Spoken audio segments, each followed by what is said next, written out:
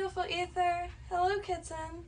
I gotta go feed her in just a second. I'm not sure what happened with the other stream. So I just restarted another one and renamed it because I'm not painting moons. I'm soldering Clan Campbell crystal balls. And, a mess up on the floor. And I'm on, right?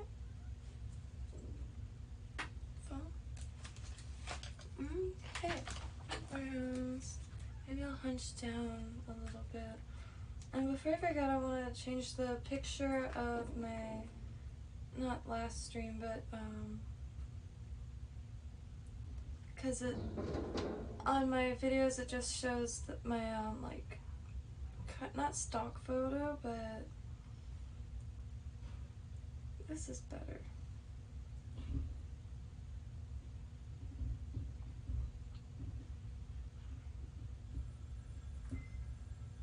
Sounds like, I don't know what that sounded like.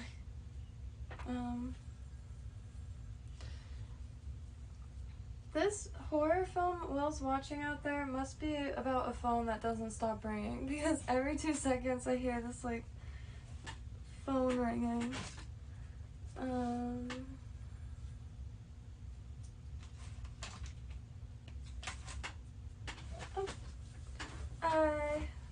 I put the solder over here. Before I start soldering away, look at this beautiful 1930s Lake Worth, Florida postcard I found. I found this years ago. Oh, there's a little sugar ant on me. And back to soldering away.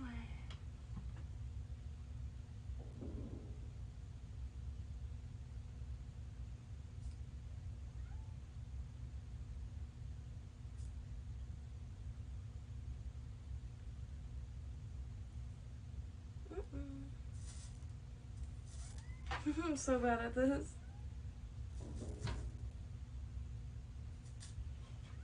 It's okay.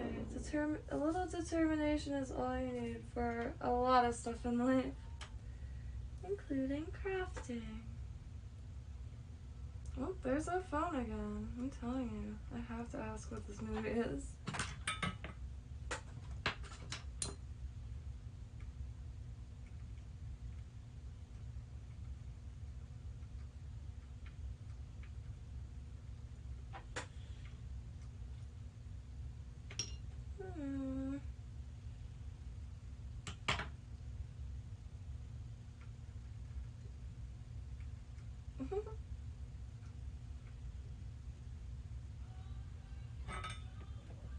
I'm not sure that could have been any less graceful.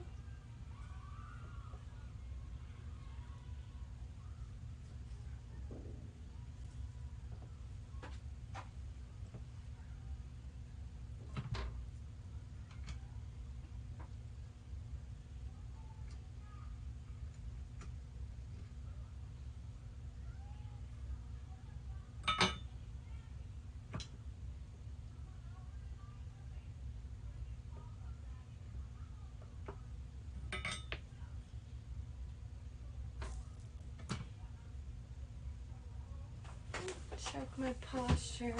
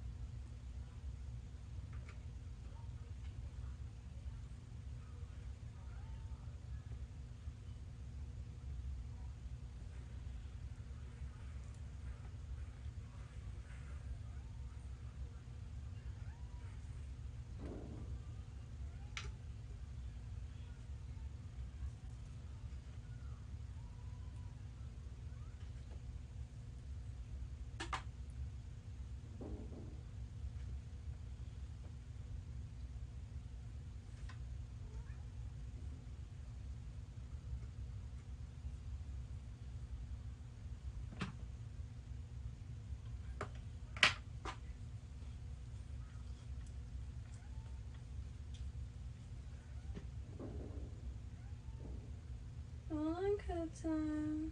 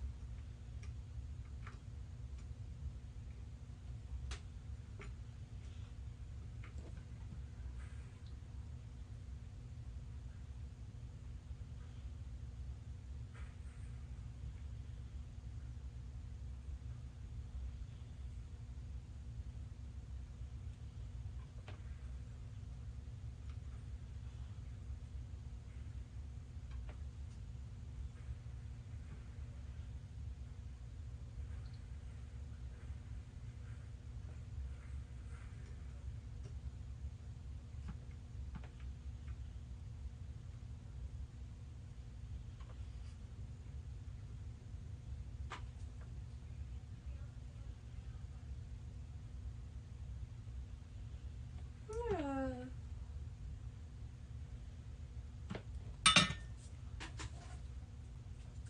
Oh, what's that?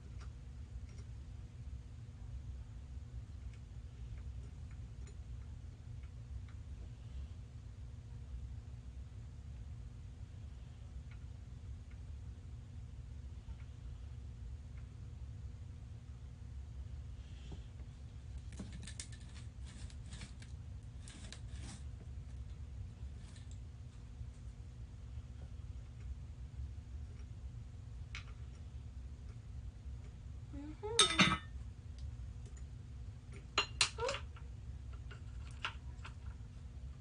And the more practice, the smoother the solder. And but I love it.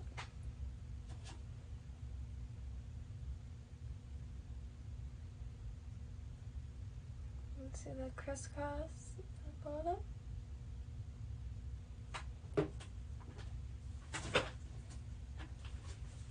Put.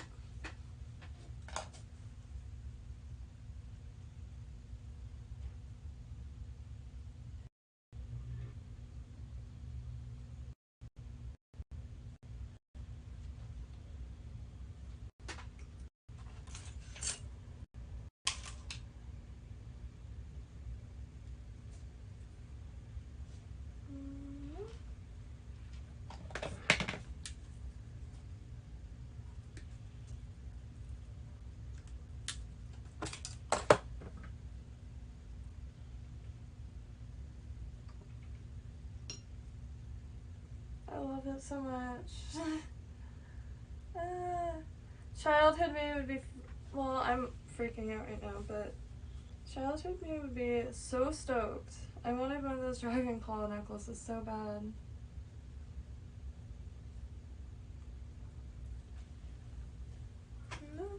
Just a black cord. It's perfect. Hi. I'm so stoked. And now I could start trying to add, like, oh, I could try to do if I could find a larger or a smaller one, connect the two. I'm definitely going to try to connect something together now.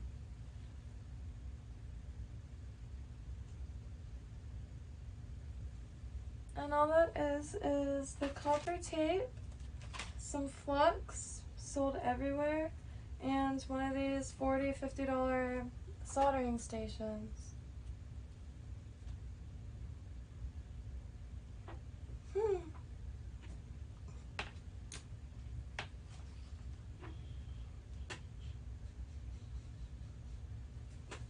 Now what? I'm so happy for this. Put more tape.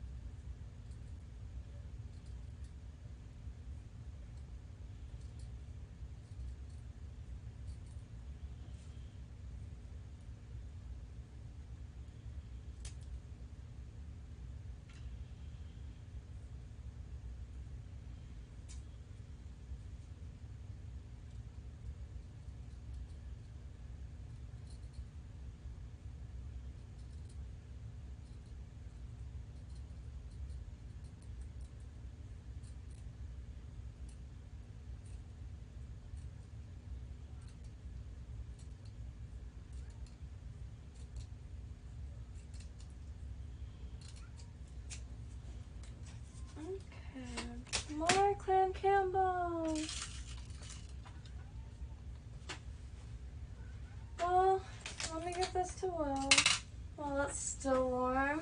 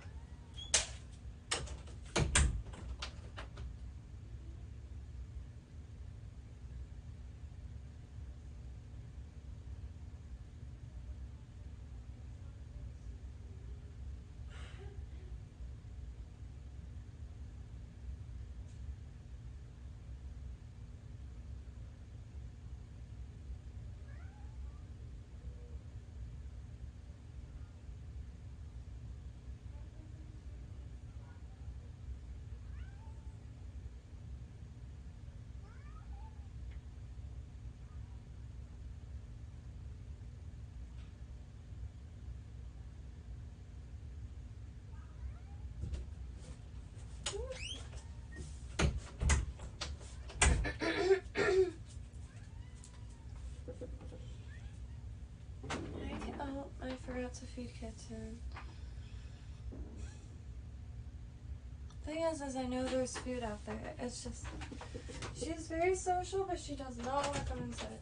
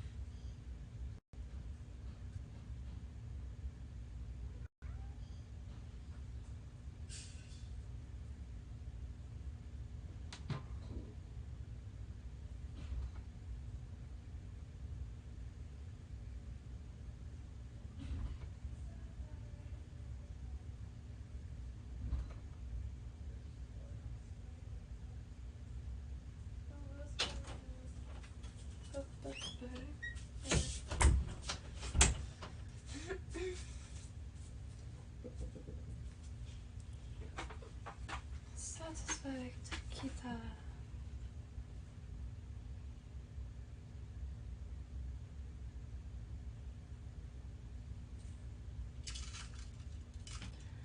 And don't know where it.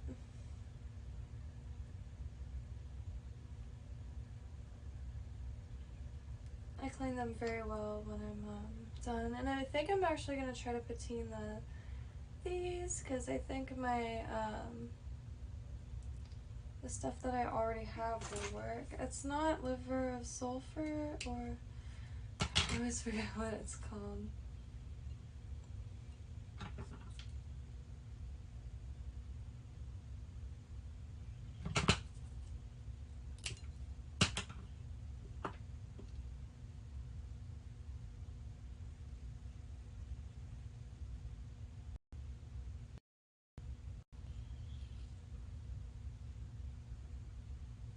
And I would try to find, I wouldn't get the copper tape from Michael's. I will say that. I'm sorry, Michael's. It's that brand that's like the packaging is purple. And I think it's kind of like their house brand. It just doesn't work at all. It has zero adhesive. Maybe if you like glue it down yourself, but it's just awful.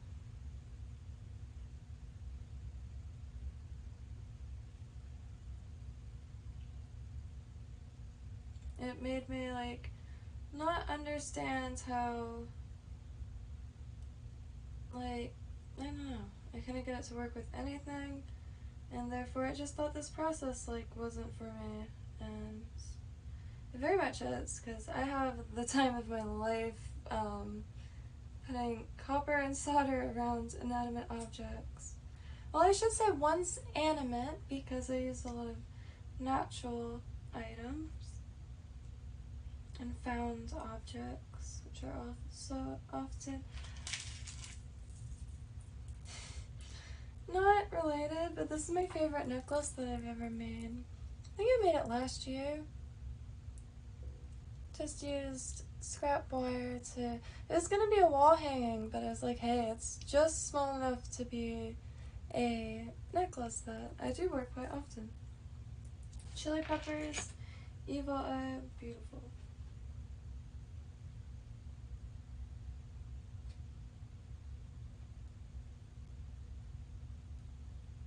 And I think the most difficult part is just getting the tape off and separated. So it's very simple.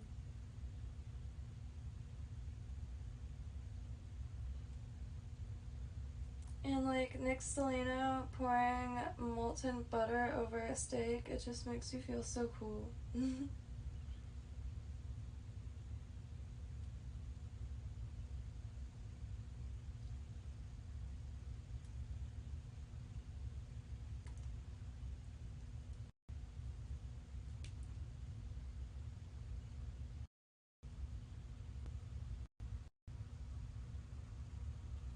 And all I did was tape. This is 0.56 centimeters, 7/32 inches, 33 meters, and 36 yards of that. Well, 36 meters or 36 yards of that. And I can just cut it in half longways to make thinner strips, because it'll be probably near enough to keep the marble in place.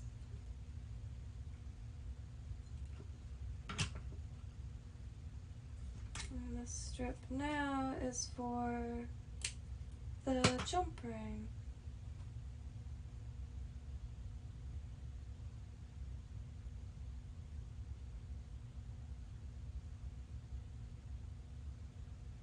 The thinner the strip, the harder the paper is to get off.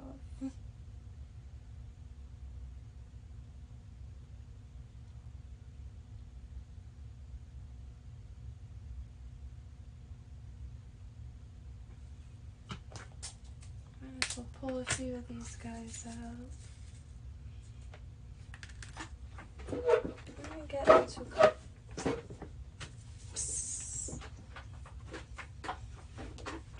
usually sitting on the floor. I quite like sitting on the floor with a table in front of me. Like a coffee table, if you will.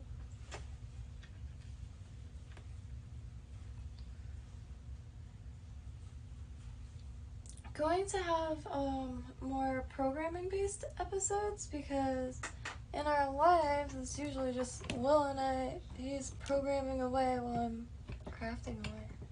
So, might as well document it because we do a lot of work teaching ourselves the various things that we want to learn, and I think it is genuinely important to start spreading tips and tricks all over the internet and just, you know, add to that collection.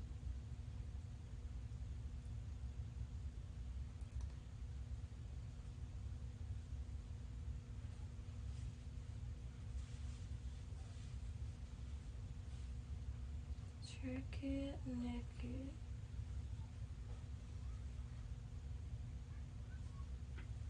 Okay, see, she's back. I completely filled her bowl and then put a bunch of wet food in her wet food bowl, and she just wants. She's a wild one. She was adopted at a Gucci pet store, and not like a Gucci pet store, like a Gucci pet store. Anyway, so she was an indoor cat for the longest time, and just one day something clicked. She was just like, this isn't me. I don't identify as any of this. Let me outside. Within the first week, she got hit by a car, but I've told that story before. So, nowadays, and like pretty much her whole outdoor life, she'll follow you and hang out with you, and it's really, she's like the best like garden buddy and work buddy. But she has like 10 minutes a day where she just like wants scratches and like purrs like a pigeon, but for like 10 minutes it's just like all over the place, like tossing and turning in your lap, like absolute like just. But then she's back to Little Miss freaking feral, friendly feral. That's why she has the most intense. I had to think of like the most intense name I could come up with, and that's why. I mean, what I came up with was Itzkin Egas Snag. This is her full name. Itzkin Egas Snag. Yeah. She sounds like, I don't know, like, somebody that would be like frequenting the underworld to visit Hades. And like, I don't know. Sometimes I picture things as mythological cartoons.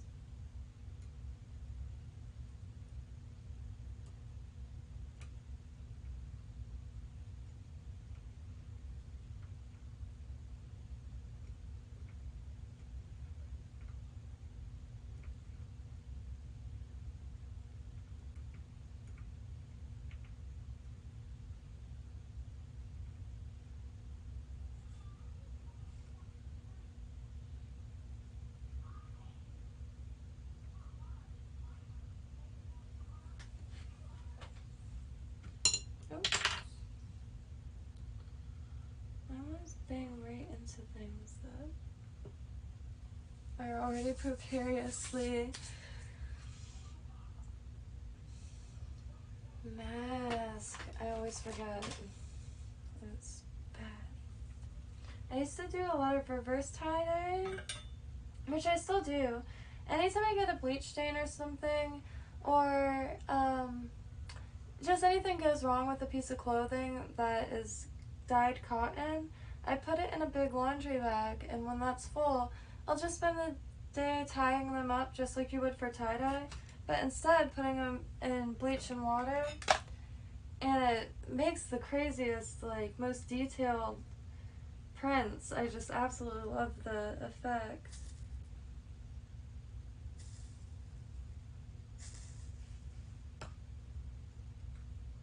I wish I could do it like how people do it online in the videos.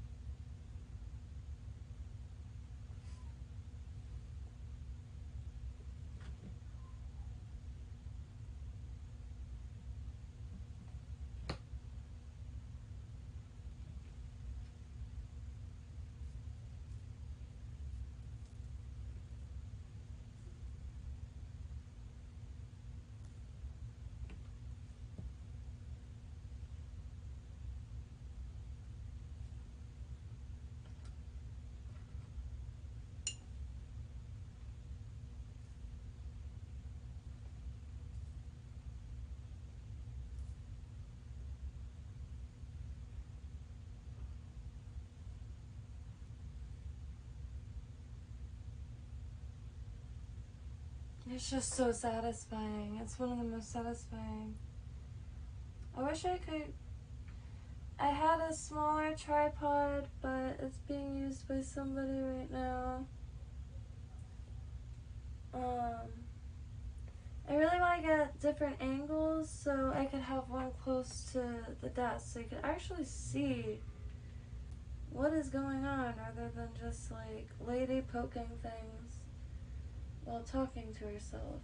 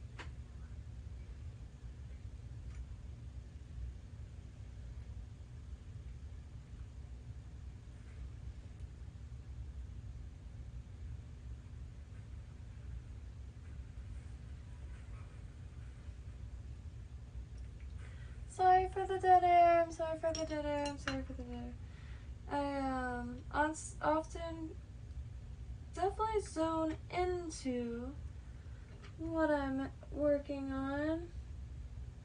Try to get better at walking and chewing gum at the same time.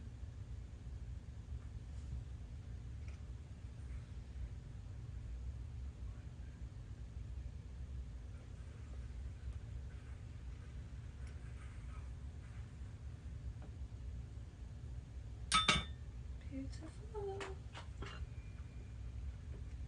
Oh, not yet.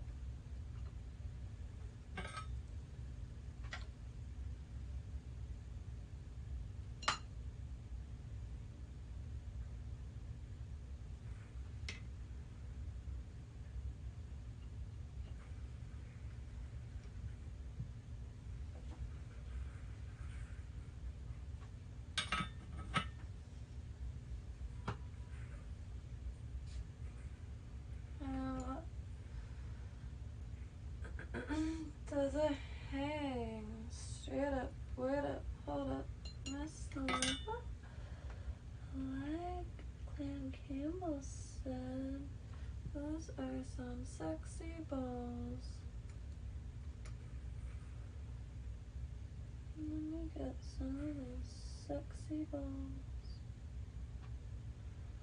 That's what they said. It's the story of the crystal ball.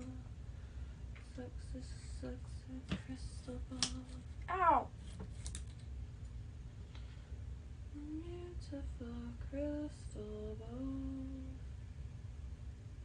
Deck the halls with balls of crystal. Please get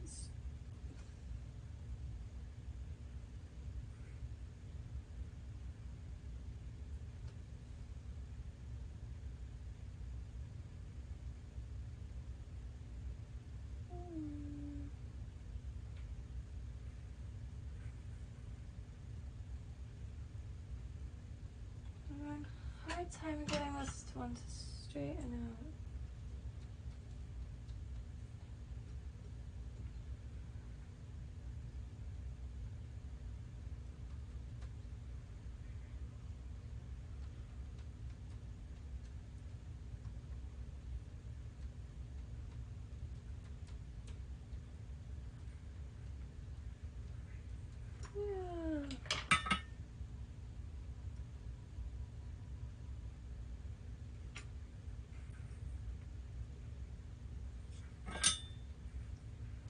little bit of a poke.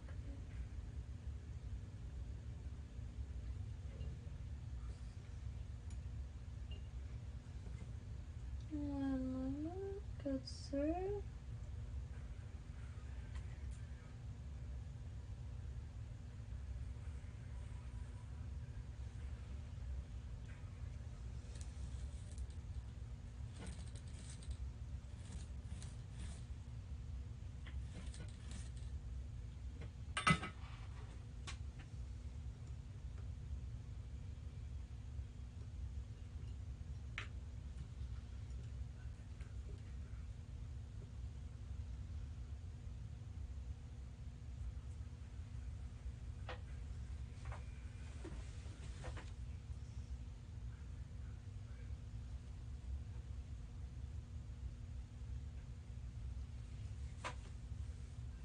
Oh. There it is. It's still hot. Not a bad output time though. Like, what would you say? Maybe 20 minutes to make one? It's not horrible. Really good if you're a vendor at Ren Fair or something. And it's just a little caged marble. Inspired by the crystal balls of Clan Campbell of Scotland. I'm trying to think if I should make more of those, or maybe these ones, the plain ones, I do keep some plain, and then I also do evil eyes on them. And well, I can show you a shell I put one on. I just use puffy paint and they come out brilliant. And for some reason, the only color I can't find is the white one, so I have to wait until I either find it or just break down and get a bottle of white.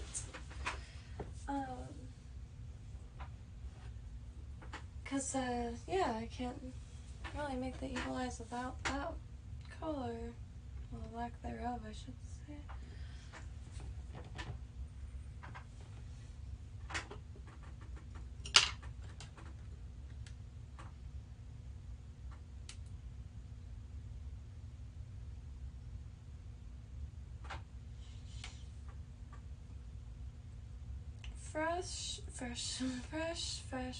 Fresh off the block.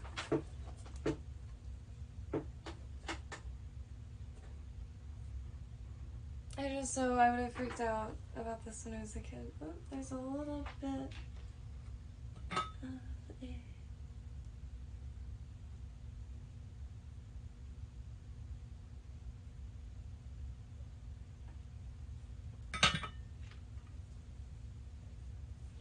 I'll just hang it here.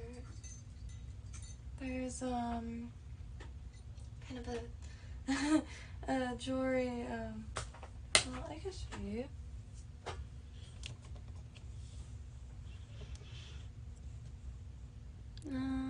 Where is it? Oh, this thing. It's got all my favorite pieces that I've made recently on it. And this has to be, well, let me put this back.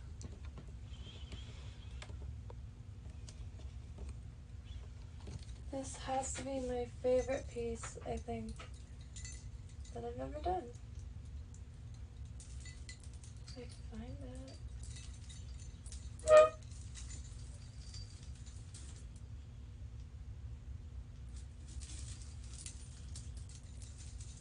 It's the winged heart. That's how I found the molds that I ended up finding. And if you can see, the inside of the heart has 2 arrows, a sun, and some stars.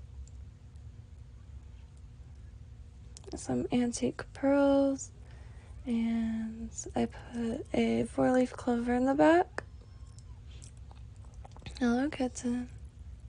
And the chain It's just like your basic rosary chain style. I made it with some iridescent check crystal beads. And this is like the necklace of my dreams for my entire life, like childhood included. Can you see this one? Where is she? So she's...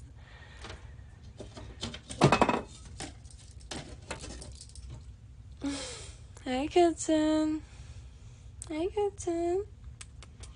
Oh, it's her time of day where she's a sweet, normal cat. Yes, as opposed to all the other times of the day where she is crazy. But we love her very much. She's about 8 years, going on 8 years I've had her in my life.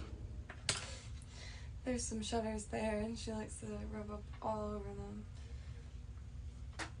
Kind of some makeshift thunder, I guess.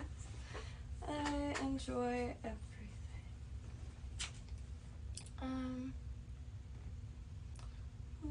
Well, I kind of want to start digging around for the white puffy paint because that's very important actually right now.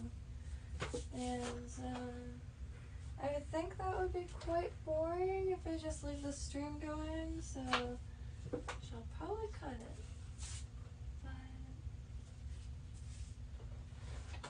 I have puffy paint up the arse and I can't find.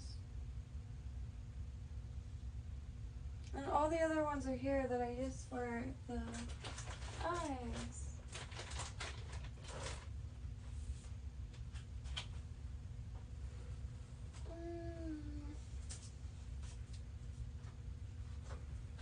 Where could it have gone?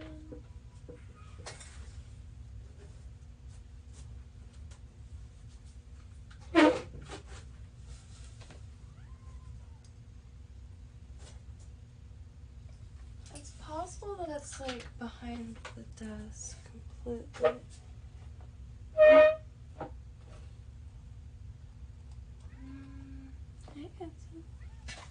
Oh, she really flipped. Oh, I found my sewing needles though.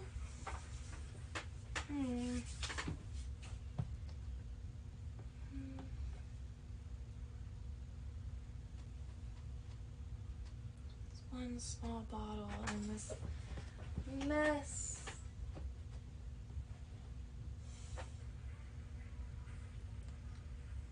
I think I might have to just find some. I know it's not too bad.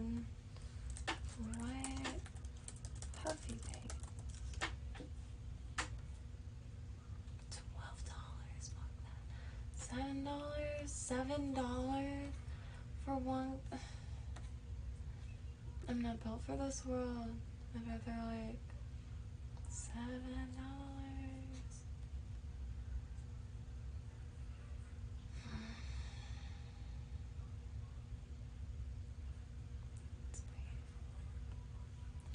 I don't know. I don't think I could just use regular paint, but I can't because the puffy paint's like very just sturdy and it comes out. It's really easy to dome and some satisfying stuff that could be anywhere. Oh, that's not coming out. What? It's always the one thing, and like if I'm making a bracelet, it's always the one bead that I can't find, or like yeah, I just need one more of a certain color. Alright, well, hope this inspires somebody to attempt soldering, inspired by Clan Campbell replica crystal balls. And if you don't feel like attempting it, I mean, I've sold a few at $10 a piece, but the thing is, and free shipping, it's always free shipping. And there's always freebies, including seeds. I'm very lenient with pricing, of course, and I do take trades. And the trades that I take range from, I would say, like, I can make anything except money. I'm so bad at selling stuff. It's bad. But I do accept trades, and by trades I mean seeds, cuttings, beads that you don't think you'll ever use, or random supplies, colored pencils, random box of old pencils, random box of, like, postcards, just anything is a supply, and it's just becoming increasingly hard to get the supplies I enjoy working with. Like, I wish I kept, my friend Amanda brought me this, like, well, I'll show you the box. Is this not the coolest box you've ever seen in your entire life? And it was full of seeds, other parts of, like, plants, and other parts of other types of plants, and beads, charms, this incredible Tibetan Buddhist forever knot, or endless knot, and locket, and it opens. Just, like, the cool stuff. I like working from stuff like that. I like getting broken jewelry, little bits, charms, random beads. It's my favorite. And, yeah. And it's much appreciated. Like, here's some more of the loose beads, and it's just hematite, like, frame beads, and some turquoise, and some these pink rhinestone beads. I'm putting all these really bright colored beads and things together to make, like, some neck pieces, but I'm so stoked. Like, they're beautiful. Can you see?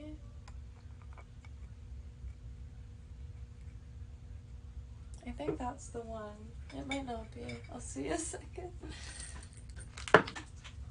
It's just, yeah. It's the coolest box. Like, I cannot wait to figure out what's gonna go in there. Something undoubtedly special. Maybe I will paint some moons.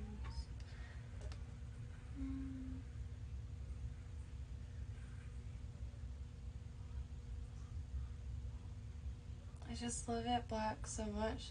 And I want to splatter paint onto it to kind of, like, make a starry night one. But, oh man. Attach. And it takes minimal amount of supply, because when you have a mold, you can make the said mold, like, over and over again. And this has the bones for, I just can't wait. And then stabbing, like, designs into it, and then on top of that painting it. And I don't have to clean any chicken bones, which I do. I don't let those go to waste. These are just, like, you know, some good old Publix chicken wings. Wasn't waste. And they don't smell like anything. They're very dried out. And what I personally like doing, because I have a pair. Are they over there? Yeah, they're over there. Okay, let me go. What I personally like doing is using them as oil diffusers. So, here they are. I just threw them on these moon things. And my intention, I was gonna burn designs down them, but I liked how they look plain so much. Like, they're perfect. I like it. I don't find anything wrong with it. Just drilled some holes in it. And they're really dry, so they're really absorbent. And they're perfect for carrying oils. And doesn't really, I mean, it touches your skin a little bit, so I guess not recommended for people with sensitive skin. I love them. I put them on the earrings, and they're perfect as is in my mind. And they're just dinner chicken bones from dinner. And bones for me is very hit and miss. Sometimes they come out beautifully, and sometimes, oh, it just reminded me. I have to find something. I have one bone that I found years ago, and it's like ivory. It's so beautiful. And anyway, I can never get anything like that. And I usually do the peroxide thing, but they either come out brittle, dry like this, so maybe too much peroxide and too much time, and, or just the gnarliest stench you can think of. Like, I have this one that's outside that, like, I keep in the sun, and it still smells like the depths of hell. And I wouldn't use that one for jewelry or anything, but I can make, like, a little wind chime for outside, and, yeah, so, I definitely want to use it for something, and, I don't know, I quite like that, and they're very lightweight. I gauged my ears when I was in middle school, to 0 or 00, I can't remember, but I was able to go like here with my finger, and they closed off for the most part, but I'm still a little wary of like the weight of the earrings that I wear, so I tend to like, that's why I like, I mean, I've always made my own jewelry. I can't remember the last time I really bought a piece of jewelry, and I think everything is tied together. I really like coming across different materials, and I like stringing them together, and I like jewelry, so everything's connected. And I totally forgot where I was going on this tangent. I'm so sorry.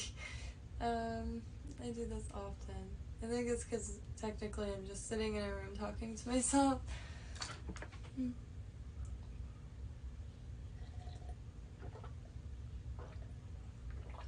But nothing wrong with that, I suppose. I really wish I could find my white puffy paint. I think I'm just gonna have to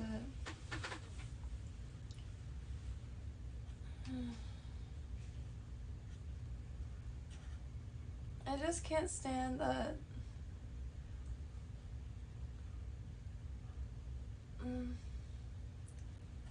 like so many supplies are so affordable.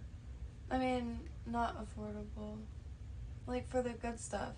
And like there's been so many times where I'm like, oh well, maybe instead of getting, like for instance the polymer clay, instead of getting decent polymer clay, I'll get this Amazon kit that comes with, which I'm glad in hindsight I got, because I could use little pinches of that clay. I'll pull it out. So it's, let's see, let me just do this real quick.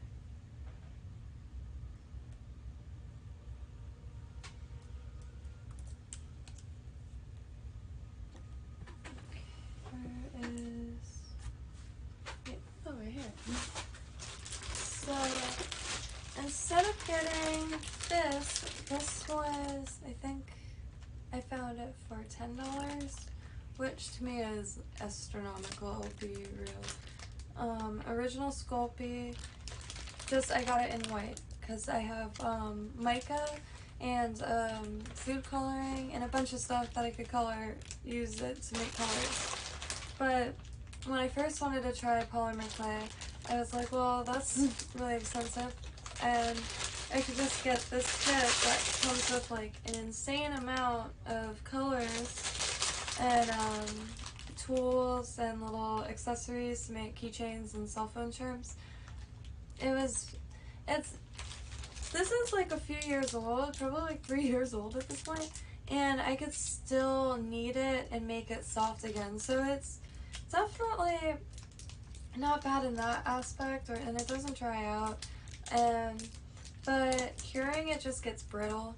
So unless you're gonna seal it in resin or add it inside of a resin piece, like I made my dad a Christmas ornament of a Florida marlin, and just like kind of like a cartoon looking one, and it's starting to turn to dust.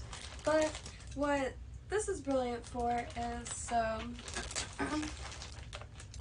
this one, this moon, see that color? This is colored with mica powder, and then this moon, beautiful color, is just a pinch of this blue with white, with the good quality polymer clay, and it has so much strength to it, just like this by itself. So I am able to use all of these.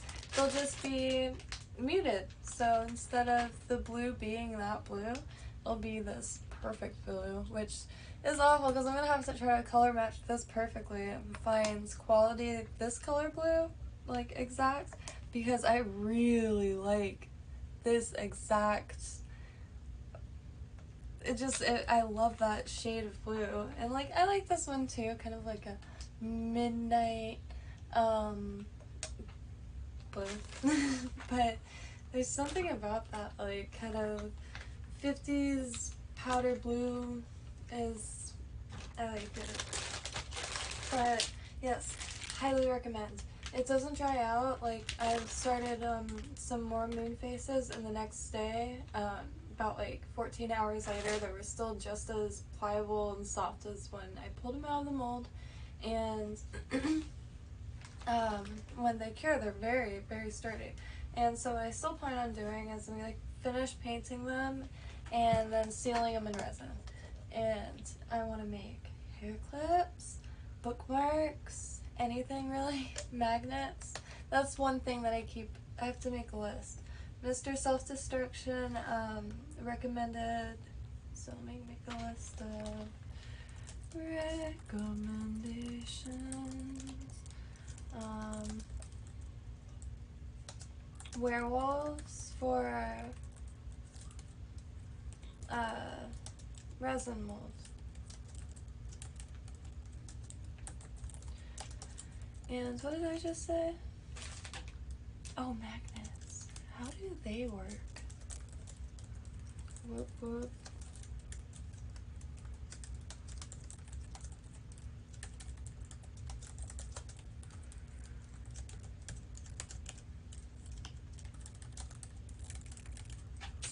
I just can't do that autocorrect right now.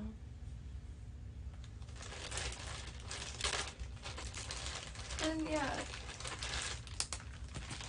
in hindsight, it wasn't the worst to get them, because I do have like a rolly thing and some cell phone charm things. So I got a little stuff out of it. Let me turn this off because I'm just rambling now.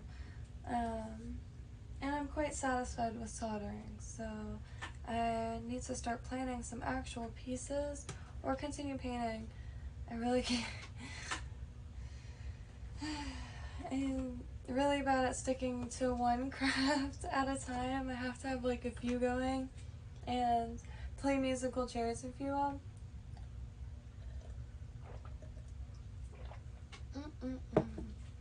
And I want to make a bunch more clay things so I can stop being so afraid to paint them. Because I always do like a few things, I'm like, I love it, it's perfect, it's finished, but it's not. I need to keep going because I need to, you know, show myself what I can do too, so I know what I can do in the future. Oh, I could finish these real quick. These took 2 seconds to make, and sometimes I like making nostalgic things, and these are nostalgic in the sense they remind me of like something you'd get at a dollar store during Halloween. And it is, oh wait, is this gonna be the right way? It is almost the most beautiful time of the year. Halloween. Everybody's favorite holiday. The one we could all get behind. Besides the Christians. No, just kidding. But, I mean, I guess I'm not.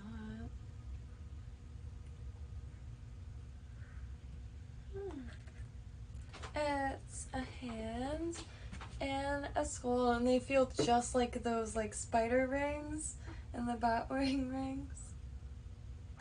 And which I do, those are my favorite freebie. I throw those in every package, so I could try to get them. Hey. Oh,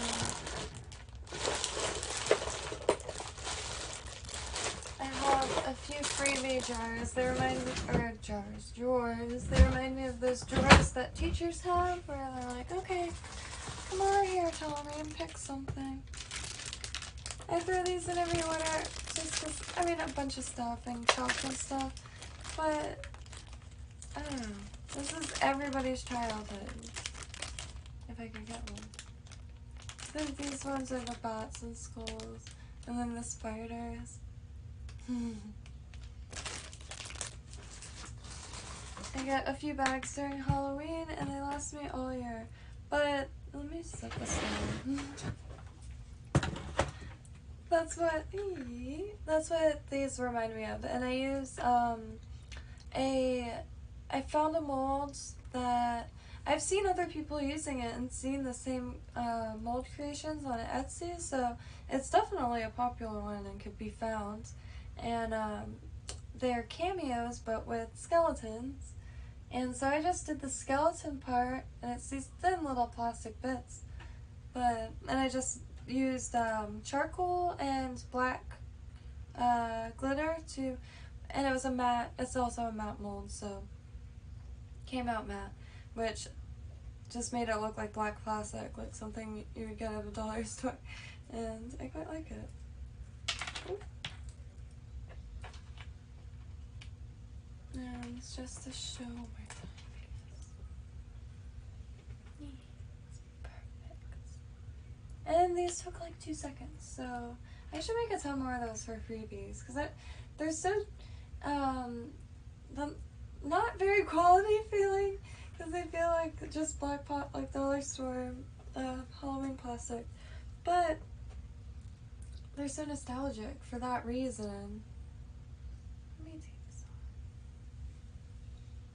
It's getting caught on a wire. This is something I didn't expect to like it so much, but I made this on live the other day out of some scrap wire.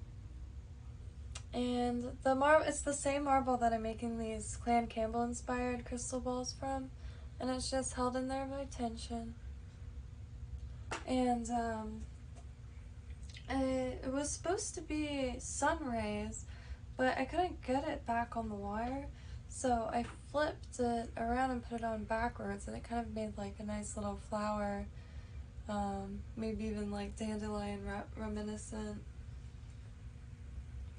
Hey, those are my 2 favorite pieces right now. I like things that look like they do something. Like they open a mossy Stargate or something.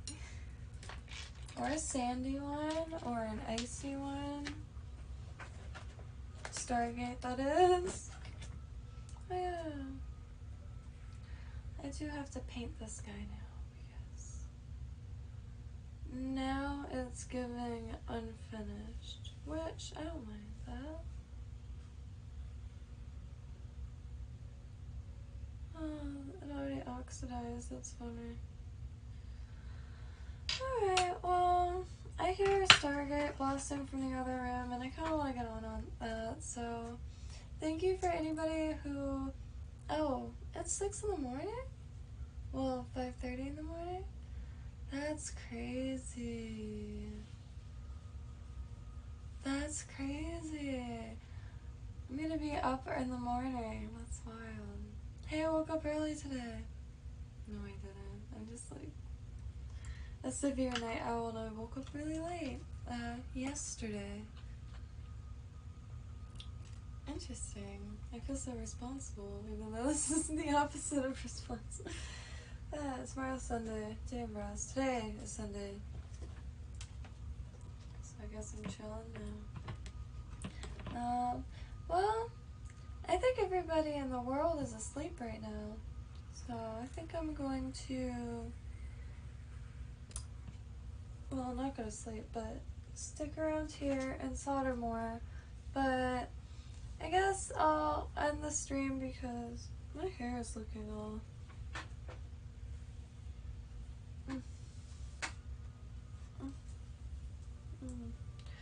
It's just, I always, yeah. Well, I thank anybody who stopped by. Really my last stream because this one I started at like 4 in the morning.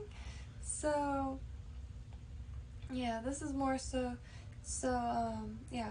I don't know. I don't know what I'm saying. So, I'm gonna cut it here and, thank y'all.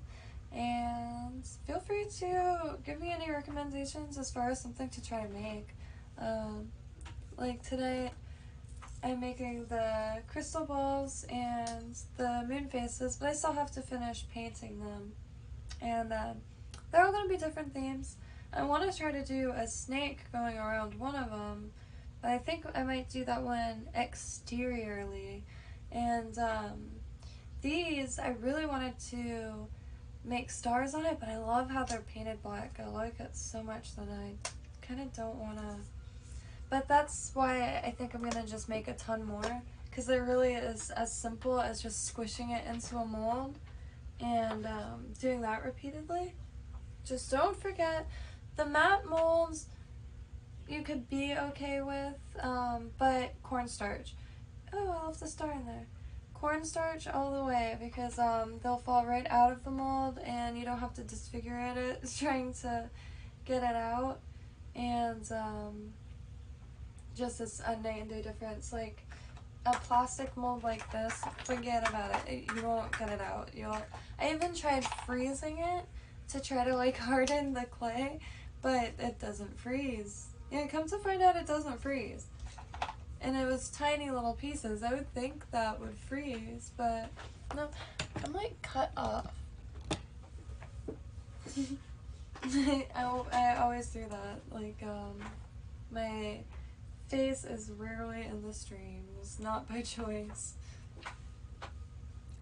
But maybe I'll paint this guy real quick.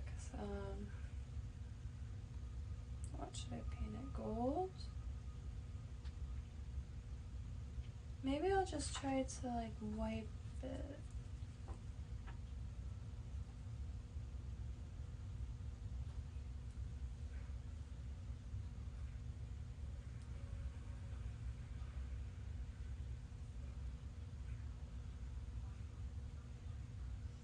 Maybe I could use this one to paint actually, because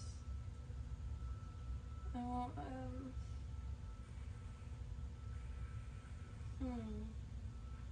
what color should I paint it? And I don't have a jump ring on it, so maybe I should try to add one of those real quick. Somehow. Or better yet, I could just do a new one. Do I have the balls? I don't, but figuratively I do.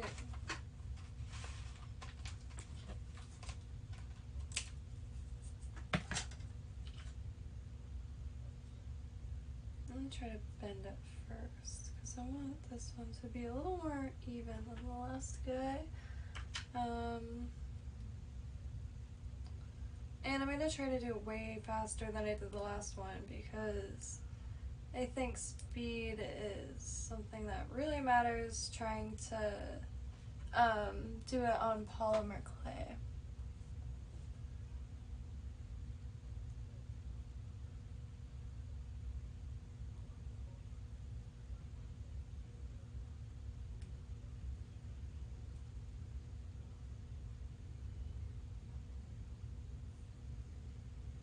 Oh. Legs stood here on it at least.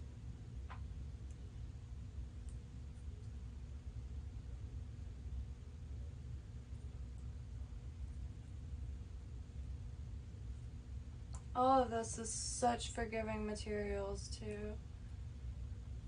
It's like growing plants. I really do have a black thumb. I'm just determined, and I have learned to choose the right plants.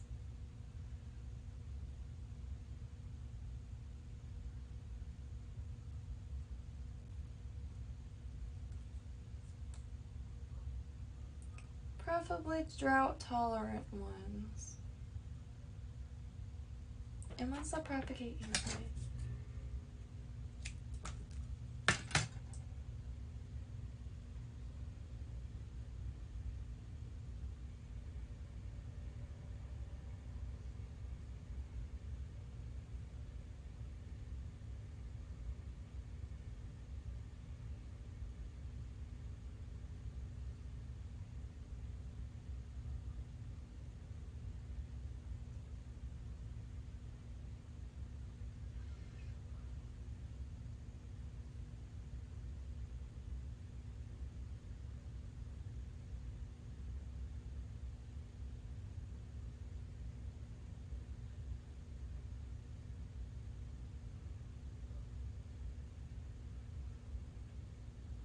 Oh, dead air. My bad. Hello.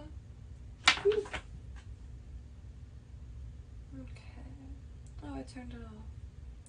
Well, I need to still add a jumper.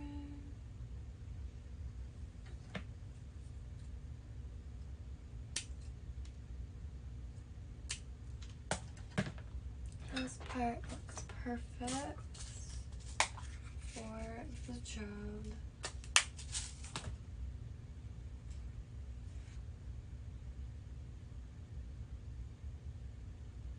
Maybe I want to add something else to this one. Get the experiment done. Maybe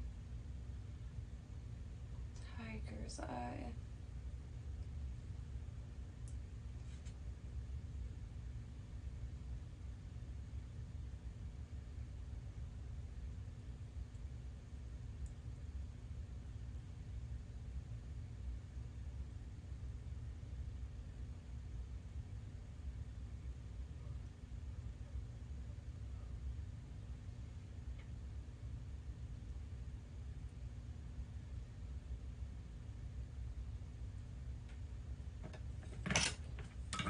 I'm so excited for this one.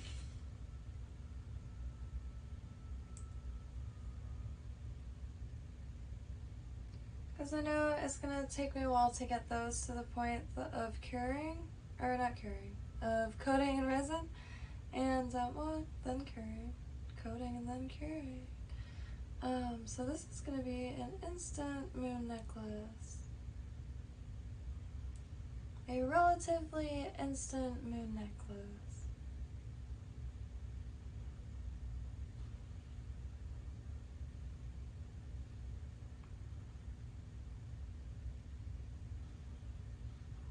Okay. Let me just see if there's any charms I want to add to it.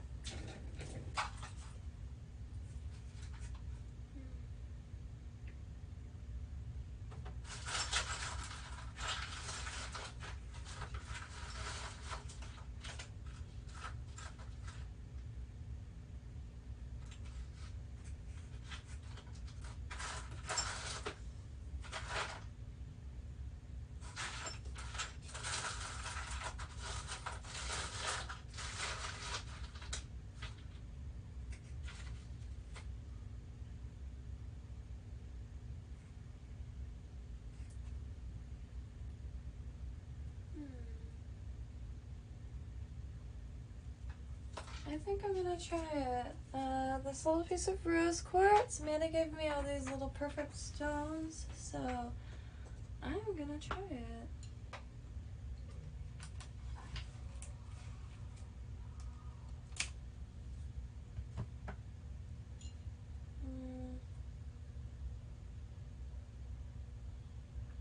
I don't know. Maybe.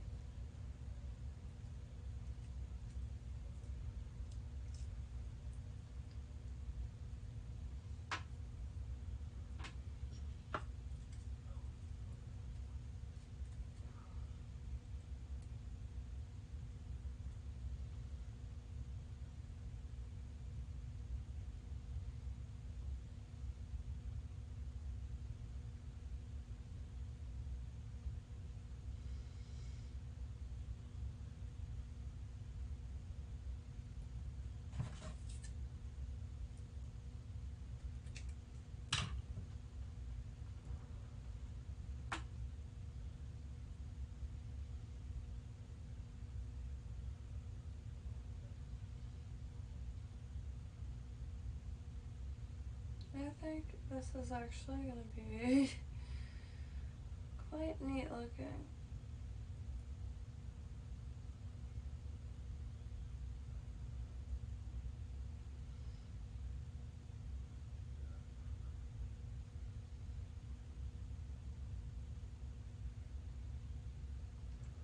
Okay, now I just gotta kind of tape this to it. And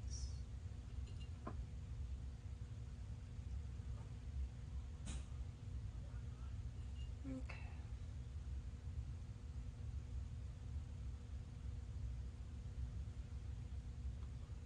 I'm gonna go around the whole piece and then, yeah.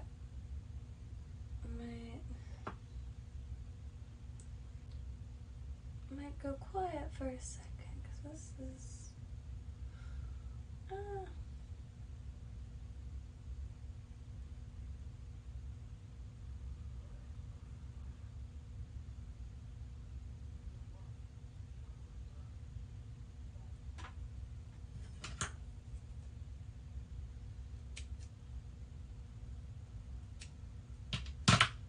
Okay, I'm really excited actually.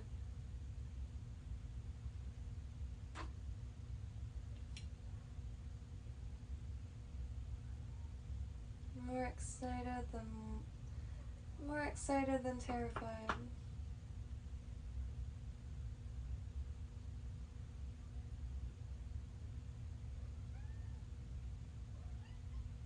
Oh, good.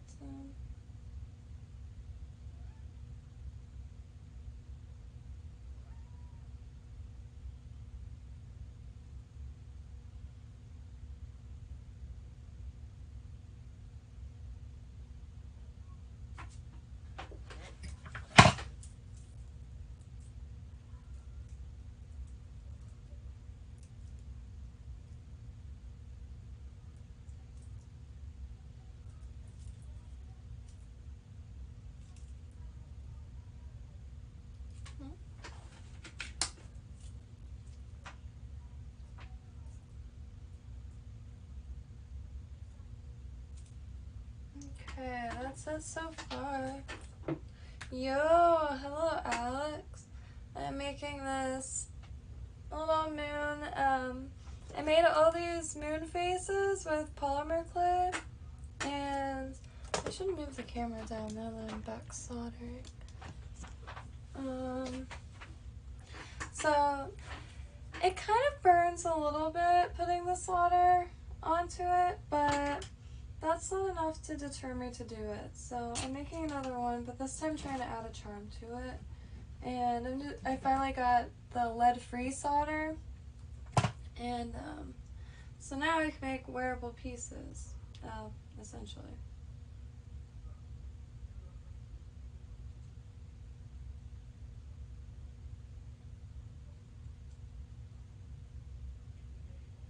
How is things? Are you still in the world of the land of the stars and bears, California?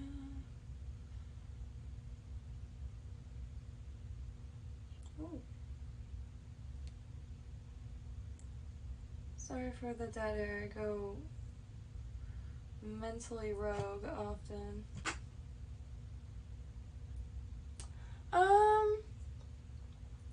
Not much.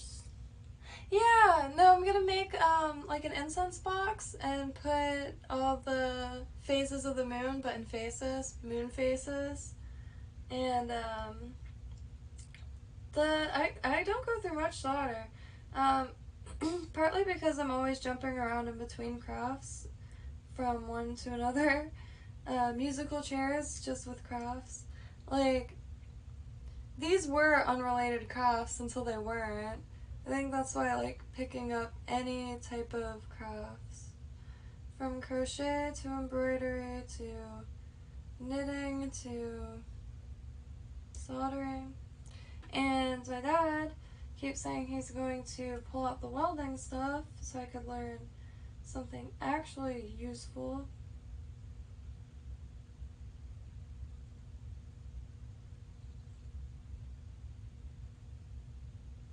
Well, what I feel is useful.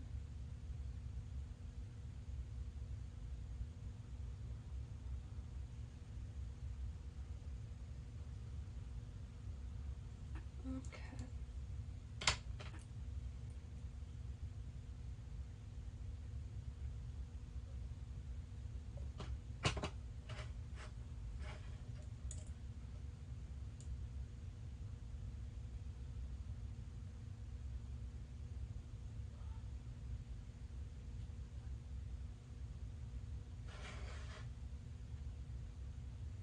Okay, I'll start there.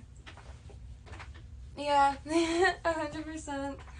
I was actually like contemplating like some form of medicado, but I decided I'm just hypersensitive to boredom, so I'll just make sure I'm not bored.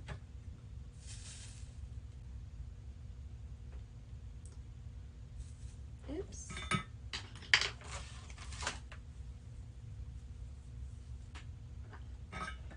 Oh no!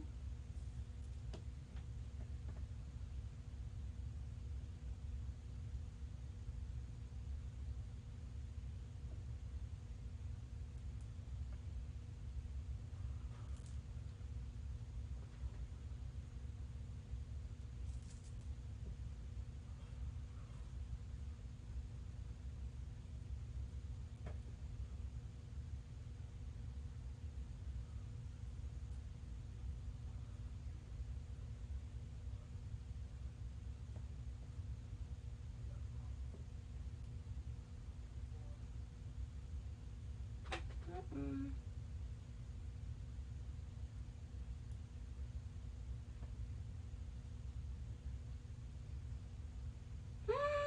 No!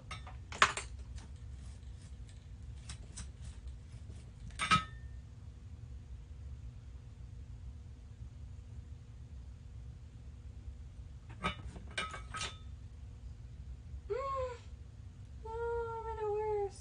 Oh no, I made it worse. Ah.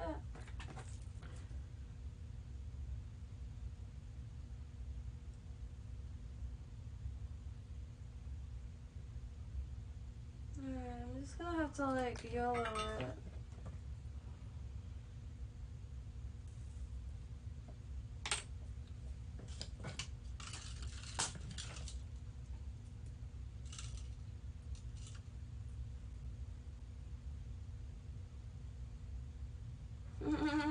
That totally works.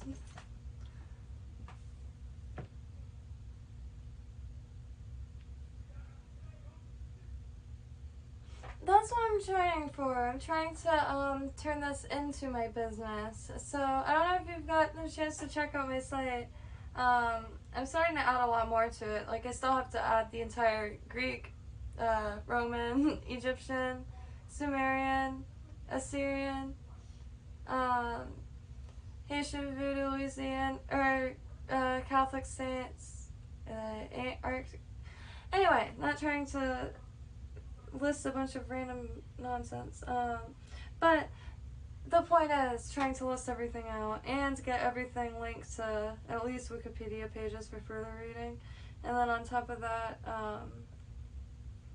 yeah, I don't even know what I was going with that. I'm very excited for once. Everything is coming together for exactly once. Oh, there's a piece of shellac.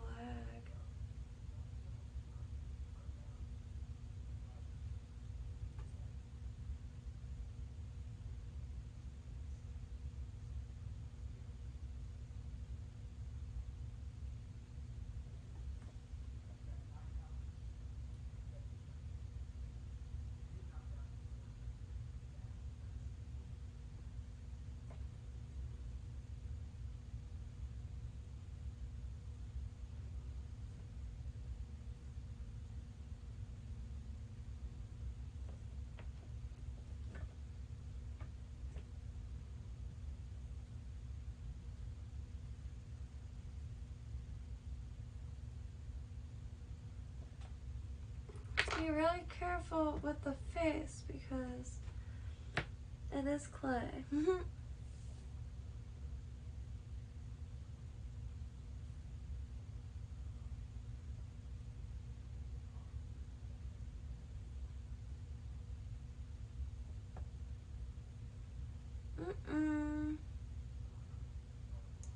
Something's not wanting to work.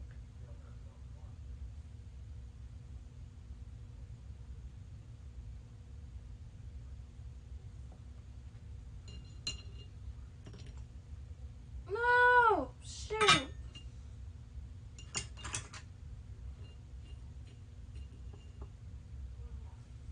Ow! Ow! Ow! Ah! Okay. Okay.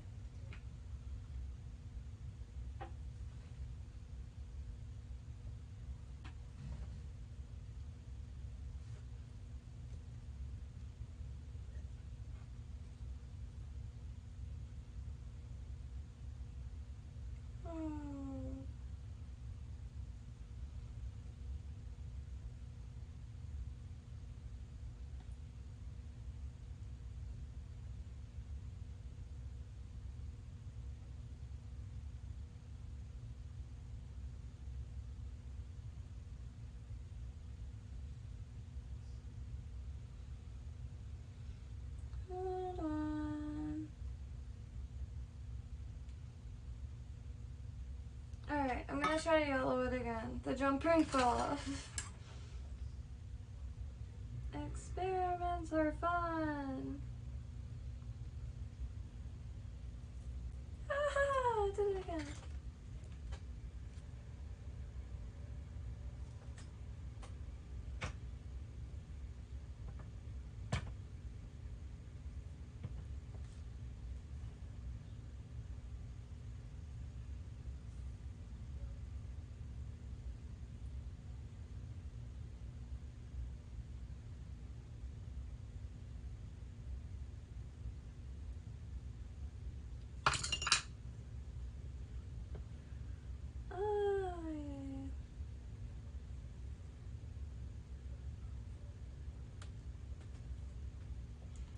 It's going alright.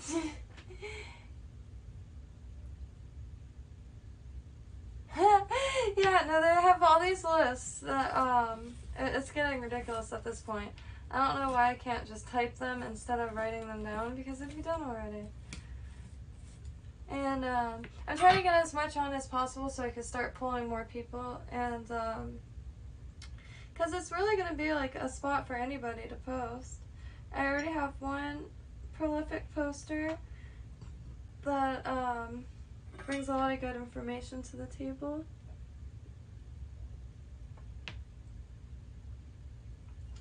And I'm quite a fan. Because I want it to have all sorts of information. There's one book that I always wanted to write, and it was just a book of techniques for any and all crafts. Because a lot of crafts you could use for repairs, and it's a lot. Oop. Brain fart. I meant to do that.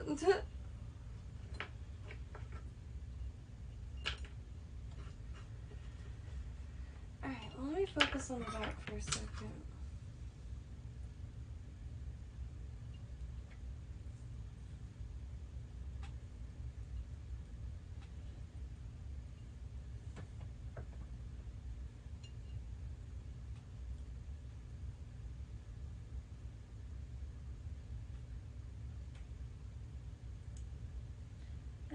Exotica. Almost there.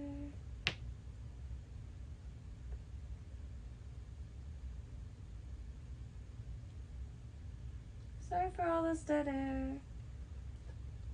I actually did not know it was 6 in the morning. But I got up really late yesterday. I think I'm having a really hard time waking up in the morning. I'm a night owl through and through.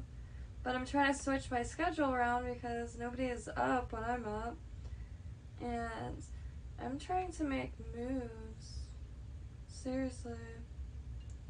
And for those who know me, like Mr. Alex here, that sounds completely ridiculous coming out of my mouth. But I'm telling you, it's true, damn it. It's true. I've been on it. For once. I mean, it started when I quit drinking alcohol, just avoiding it. It's fucking waste of time and money and stupid. And, little spot there. I'm gonna let that cool for a second so I can see what's going on. Oh. Oh.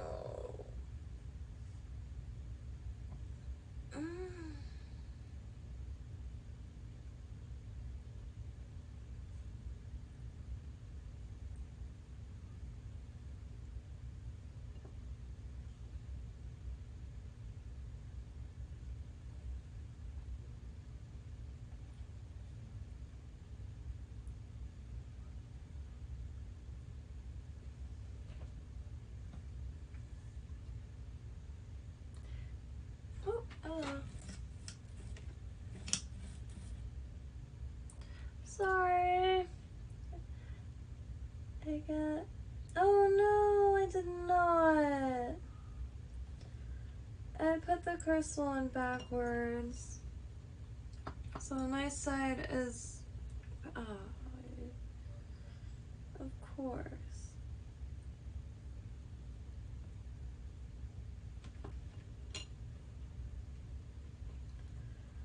Of course.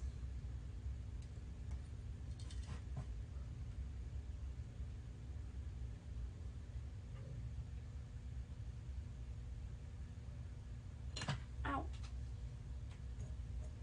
Try to get this one little spot without shattering anything.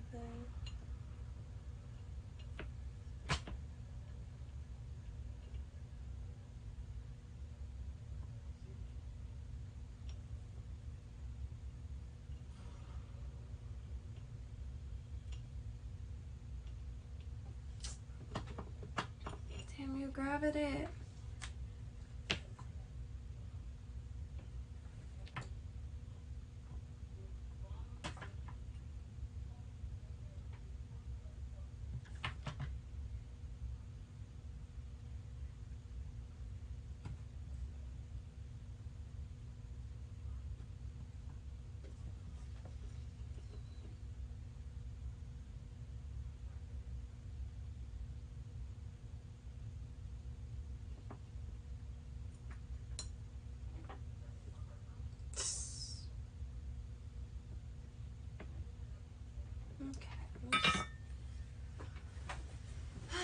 I keep tinkering with it and things keep knocking off of it and I'm sitting here wondering why. Okay, so it works, but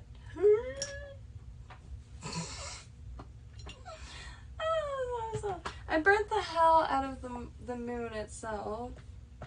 Trying to get this stuff off of it. And as far as the rose quartz edition, I didn't have the copper tape touching, so ow. Just gonna try not to touch that for a second. But there's a few definite things I did wrong. Won't go to waste, I'll just paint the face and make a sun catcher out of it. It is very lumpy. But if I do that with maybe glass, yeah, well, it just makes me tired, and like, especially on like stream, it makes me like, just really awkward. And I don't know, I've been avoiding it for the last few years. Just anything, coffee.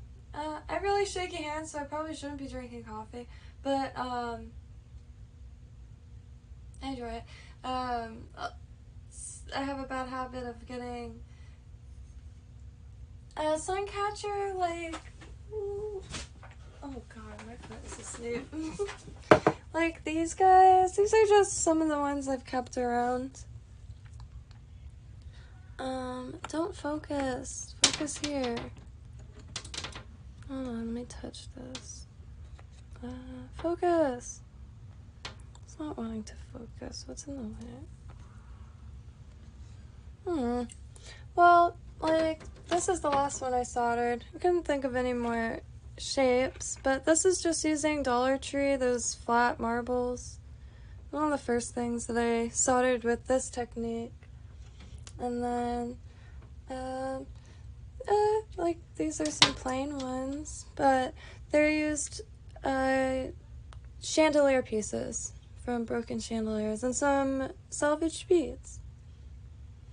And you could take that into many directions. A little dust, but that's okay.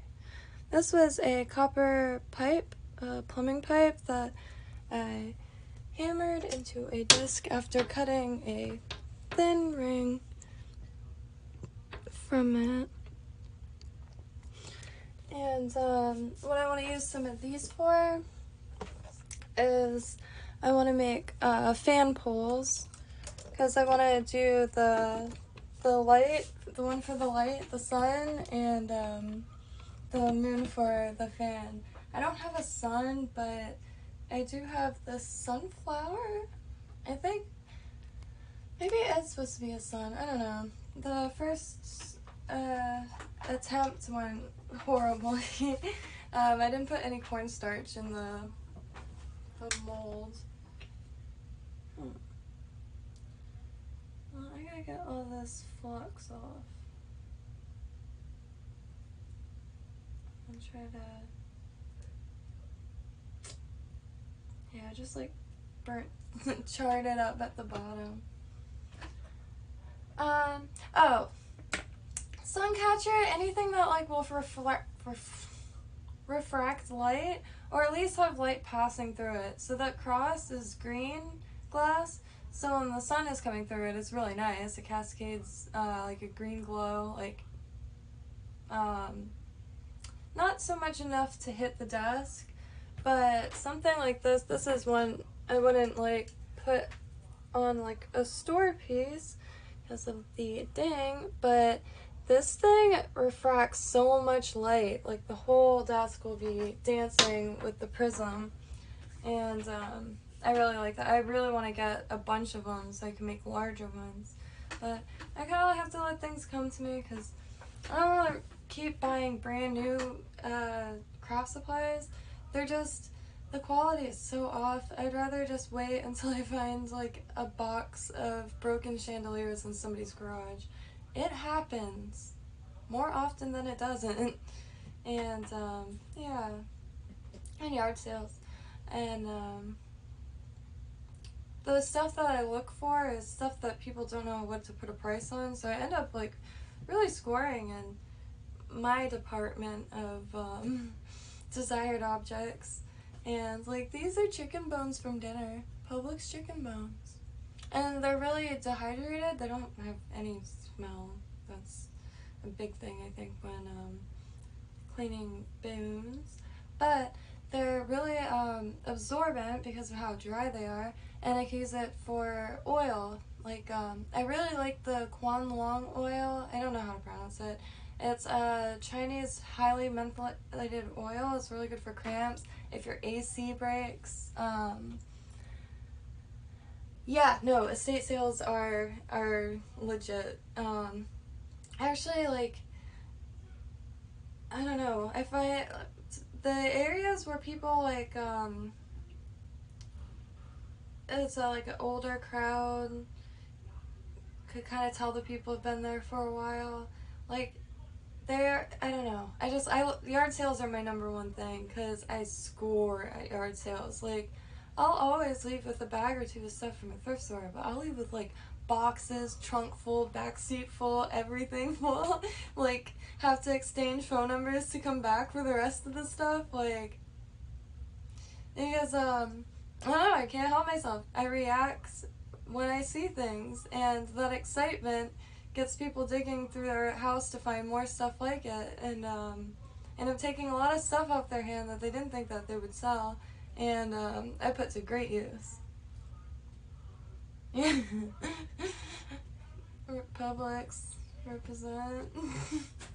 Yeah, let me pour myself some more coffee though. I have this, I looked it up, it's Pittsburgh Steelers. This is, I dedicate this next cup of coffee to Chrissy's mom. I mean Christina, I'm sorry. Sorry, Christina. Shout out to Magic Sparrow. Crazy upstairs children.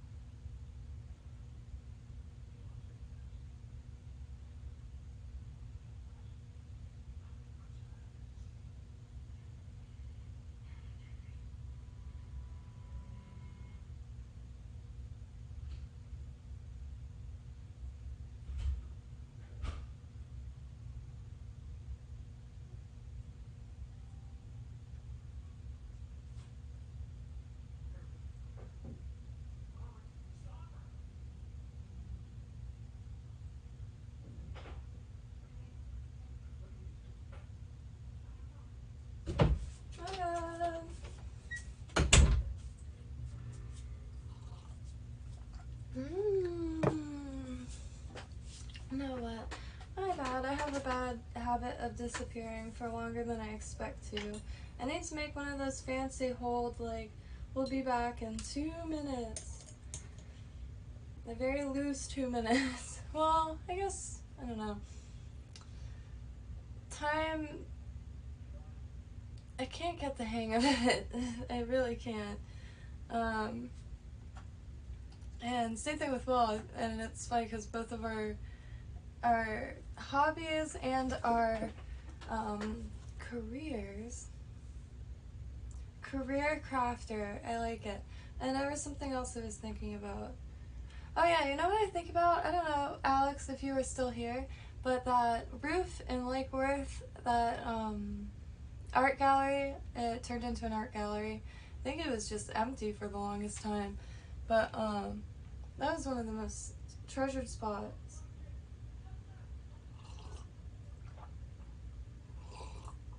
Lake Worth at that, like, time, as chaotic as it was, like, I look back fondly. Pure chaos. Pure chaos it was. And,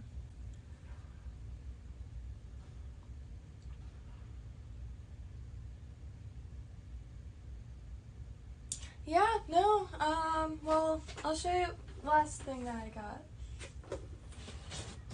So, I was so infatuated with this pan that was repaired with a piece of copper pipe. Oh, I'm gonna have to grab it. That the lady gave me this, which I was too nervous to ask her how much she wanted for it. Alright, I'm gonna have to, oh, okay. Okay. A few things. Okay. But, ooh, don't fall, it's gonna fall. Oh, good. Okay. Push it. Okay. Then she gave me this. Huh. Is that not the most... It's perfect. It's perfect. I have to put it back somehow. It's so perfect, I don't want to break it, and I break everything. Okay, it's beautiful. It's perfect. And, yeah, it just, I don't know, genuine excitement opens so many doors. And, my favorite thing, my favorite yard sale ever, I'm sure you've been to the South Florida Fair. South Florida Fair, Yesteryear Village, there's this one hut that I've been obsessed with since I was a kid. And it was like the early settlers, how they lived, and it was like this lady dressed as a pioneer woman with the fire and the animal skins. Well, she passed away horrifically. She was mowing her lawn with a ride-on mower, and it flipped into the canal, and she drowned in a foot of water. And I went to her yard sale that her kids were throwing. Her one son is a trapper, and the other is, you know, just a country boy. But she would not let anything go to waste, and she was a teacher in the sense that she had this travel trailer full of animal head skins, parts, bones, antiques, early inventions, early farm tools. It was incredible, and it was all in this like 1960s trailer. And I got a lot of her collection. Oh, there's salt and bird dust falling all over me. But I got a whole owl span. And she worked with the state too, so all this is 100% legal, yada yada. And I got a few turkey legs. Huh. Oh yeah, I can use this to make a mold of it.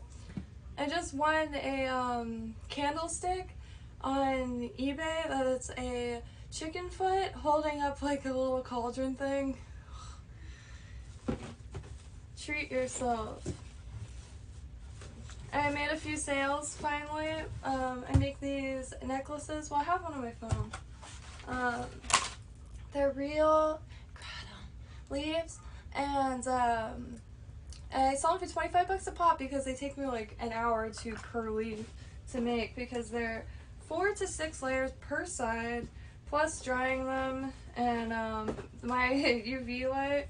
I know it's nobody's fault but mine, but you know. Only stays on for 30 seconds, so every 30 seconds this ADD riddled mind has to remember to press a fucking button. It takes way longer than it needs to, so I'm trying to find UV LEDs to make just like a bucket. When you open it, you don't know if it's like my UV resin curing bucket or old Greg's mangina. It will be that brilliant. And things will cure a lot faster, because right now I'm using a tiny little thing to make an arsenal of stuff.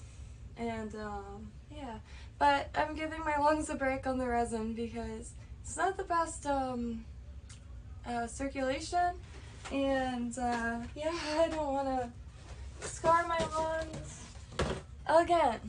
Last time I scarred my lungs, I was actually hospitalized, and it's because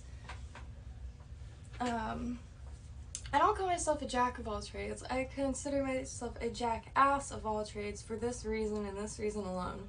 I was sitting there reverse tie-dyeing with bleach in a bathroom that had a window that I didn't open, that had a fan that I didn't turn on, And I would do that for hours at a time, because as soon as I started doing it, I was obsessed with the effect that I was just high-dyeing everything. Not high-dyeing, shout out to Spiritually High-Dye, which is the first piece of reverse tie-dye I've ever gotten. I traded, when I was in high school, I used to make like 1950s inspired hair clips called fascinators, and I would trade those with people for stuff. I went to like a little artsy-fartsy, like bullshit charter school that should fucking burn to the ground. But yeah, everybody was quite crafty, so I enjoyed trading with people. And this one girl, Bella's mom, makes and has an incredible tie-dye company called Spiritually High-Dye. It's dope. It's beautiful. It's really beautiful.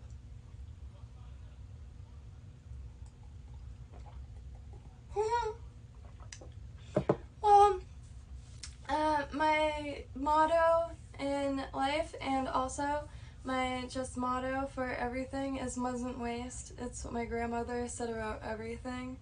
And well, really it's oh god damn it, mustn't waste. Oh god damn it, Jesus Christ, mustn't waste. That's how she talks. She's yeah, country, Minnesota, and yeah, I miss you, Grandma. But anyway, yeah, so mustn't waste, it's very true with a lot of things. Like one of my first creations, I just found it.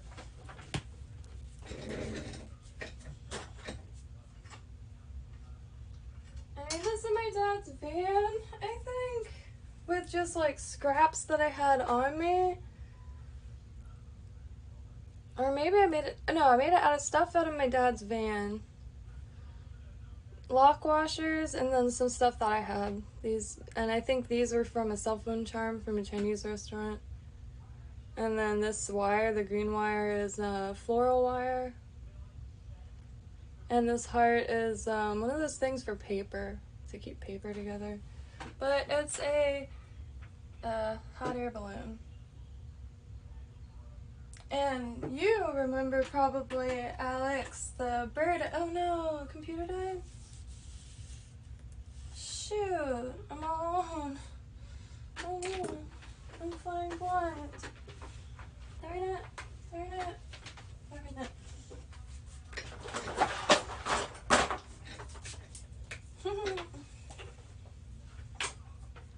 Oops.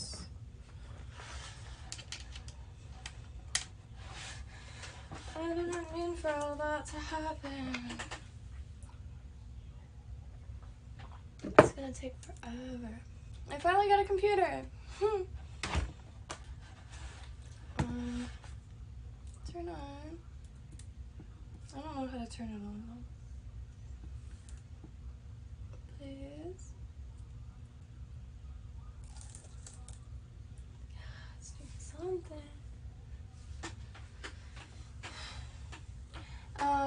I use computer, I use MacBook Air. I absolutely love it. The only thing I'm not too fond of is that it's covered. I have like a weird phobia of adhesives. Not a phobia, I'm just really grossed out by adhesives. Like stickers, like when they start peeling on the edges and you see all these little fibers and like hair. Anywho, this has a bunch of stickers on it. They're not like that. It's not like all gross.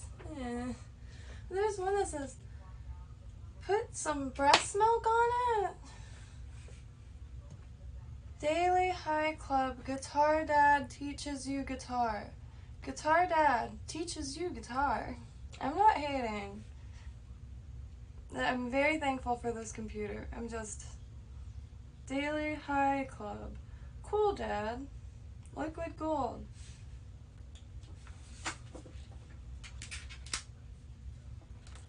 I'm not a prude. I'm just not fond of some of the subject matter.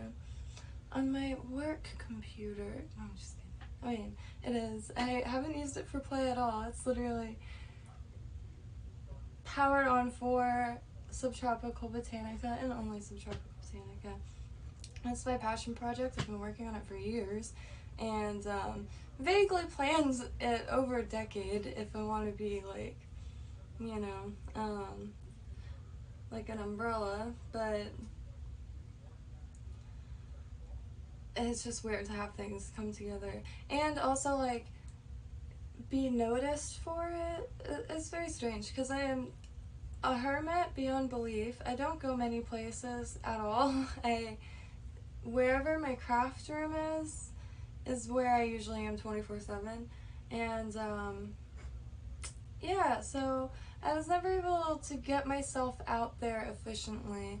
And I'm really bad at self-promotion, and like I say, I can make anything except money. I'm really bad at putting prices on things, and pretty much everything that is required in business and having a business. But what I am good at is, like, creating and making products out of byproducts, and making a lot of things out of nothing. Like, I made a bunch of these eyes, all different kinds. I have to make new hooks for these ones, but just scrap wire and a handful of beads. And they're just little home adornments, or during Christmas ornaments, and stuffs like that. No, there really isn't. When everything, like, was shut down and locked down,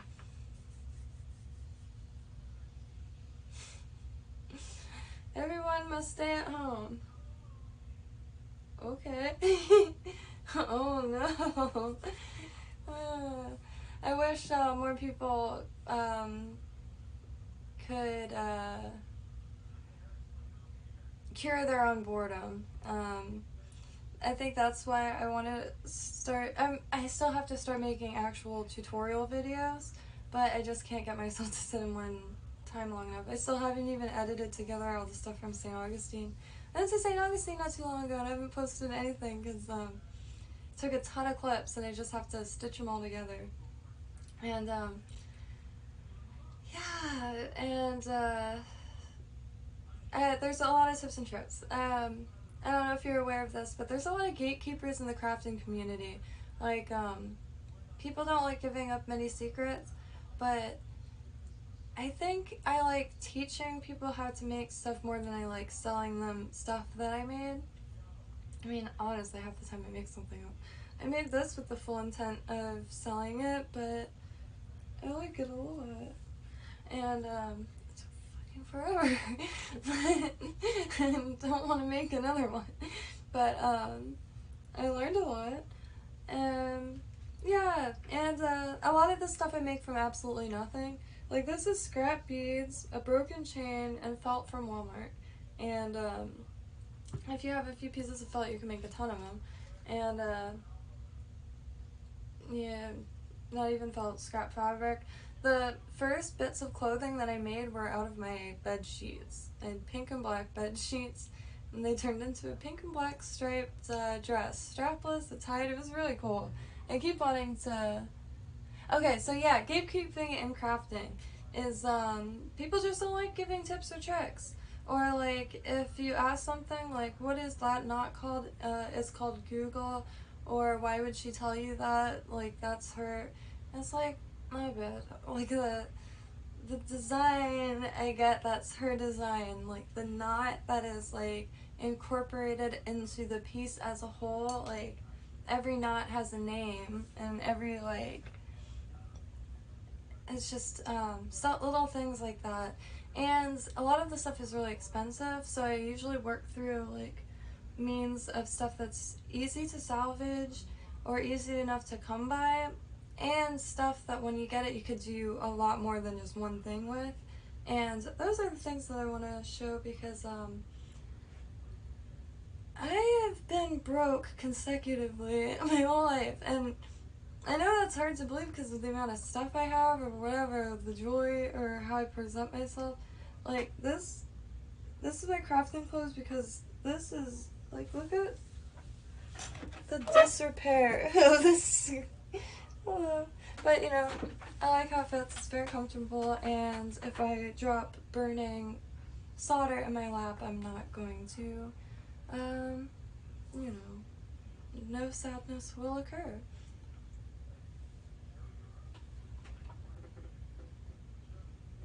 No, 100%. And it's like that with so many things. And I know, like, people ripping off other people is a huge problem, but I don't know. It's like a crafting community, but it's not very communal.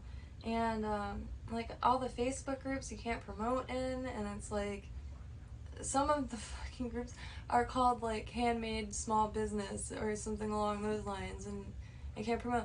And some things like DIY crafts, I'll post a picture and it gets rejected because then they either don't message me or message me that I have a shop, so I can't post because I can't. And I'll specifically post stuff that I'm not selling or anything like that, and really has anything to do with my shop.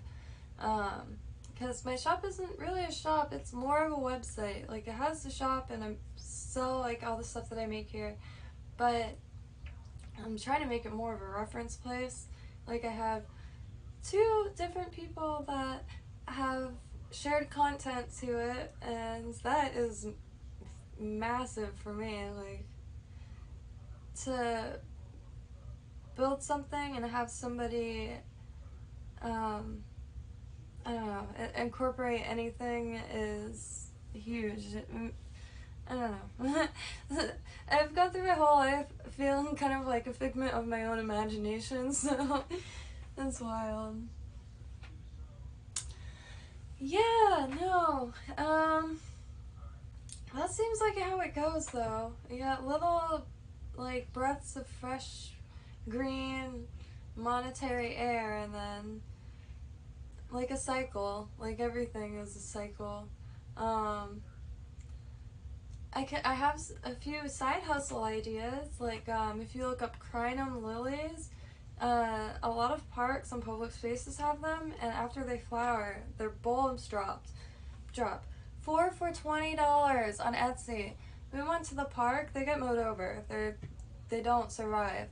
And I filled this huge picnic basket I had, massive. I just finded them everywhere.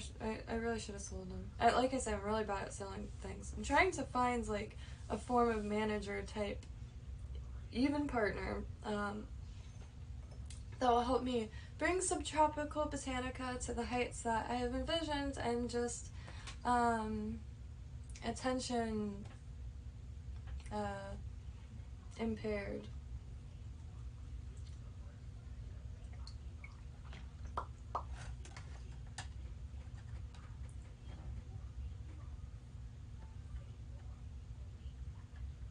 Yeah, it's because if I have a shop in their eyes and I'm posting like something I made, I'm trying to sell the thing that I'm trying to make. But I'm not. I post stuff that I'm not selling. But beyond that, like, who cares? Like, why wouldn't this be the perfect place for people to post their stuff that they stuff like that. But that's why I encourage anybody to post anything they want on my shop, and just put like their email or mode of contact, and I'll link it, so I could even have it linked to somebody's Instagram on my site, because it's free, and it's finally getting really good traction, and I'm starting to link everything to Wikipedia pages, just to be consistent in it, just to make it easier on myself. I will go back and link my favorite articles from favorite sites, but right now I'm just breezing through it, just to have further reading, so like when somebody comes across a character or word, they could just click it and it'll tell them exactly how it is. For the definitions, I'm going to have definitions insight. Most of them are just written in notebooks.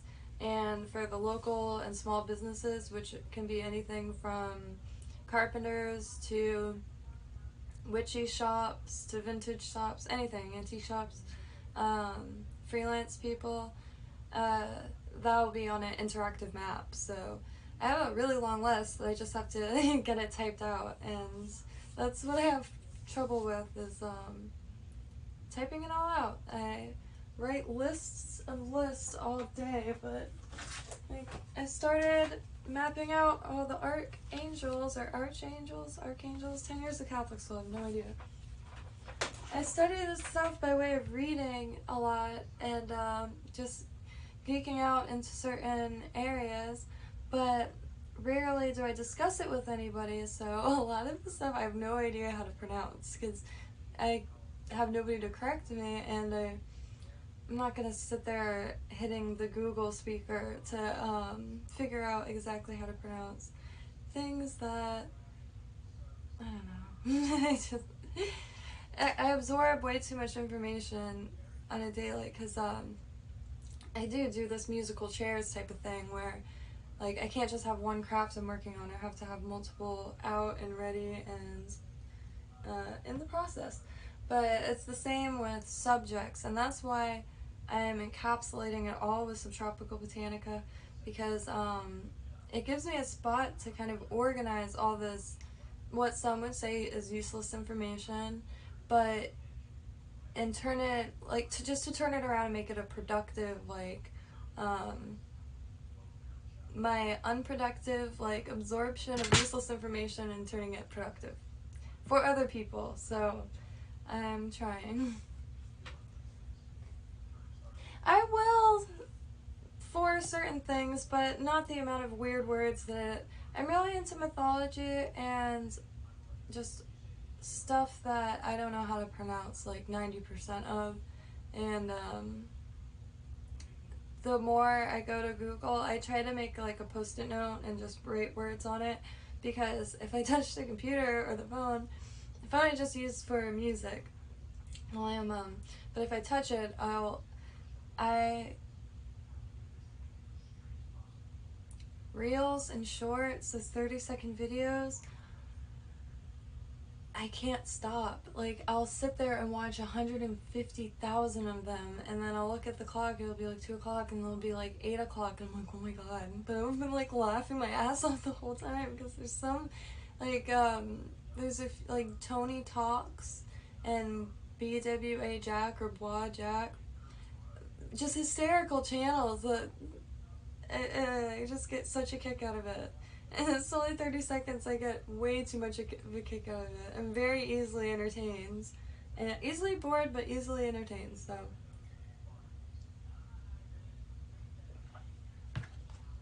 I'm a really easy kid to babysit.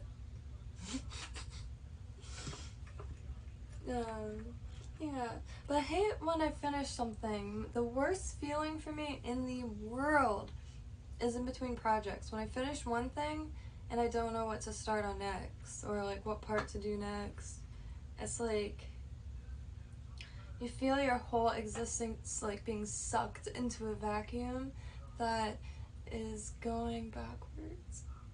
It's a draining feeling, and I've been wanting to ask people that. So like any creative anybody actually, like when you finish a project, whatever that may be, is it like a rewarding feeling for you, or does it bring instant anxiety like me? And because what's next, it drives me nuts.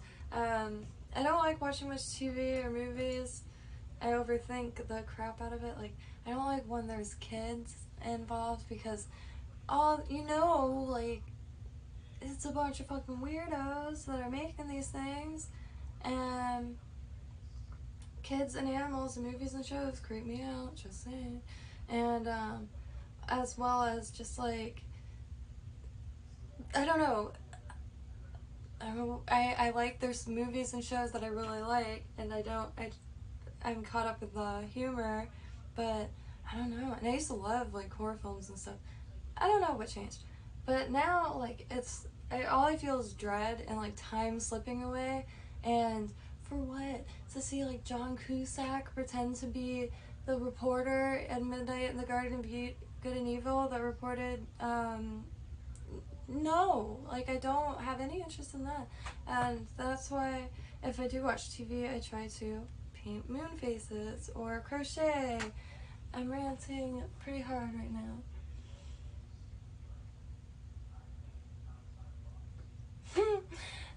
Yeah.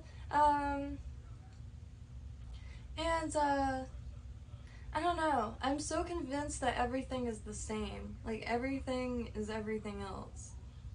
It's all the same. Like, so many origin stories are the same.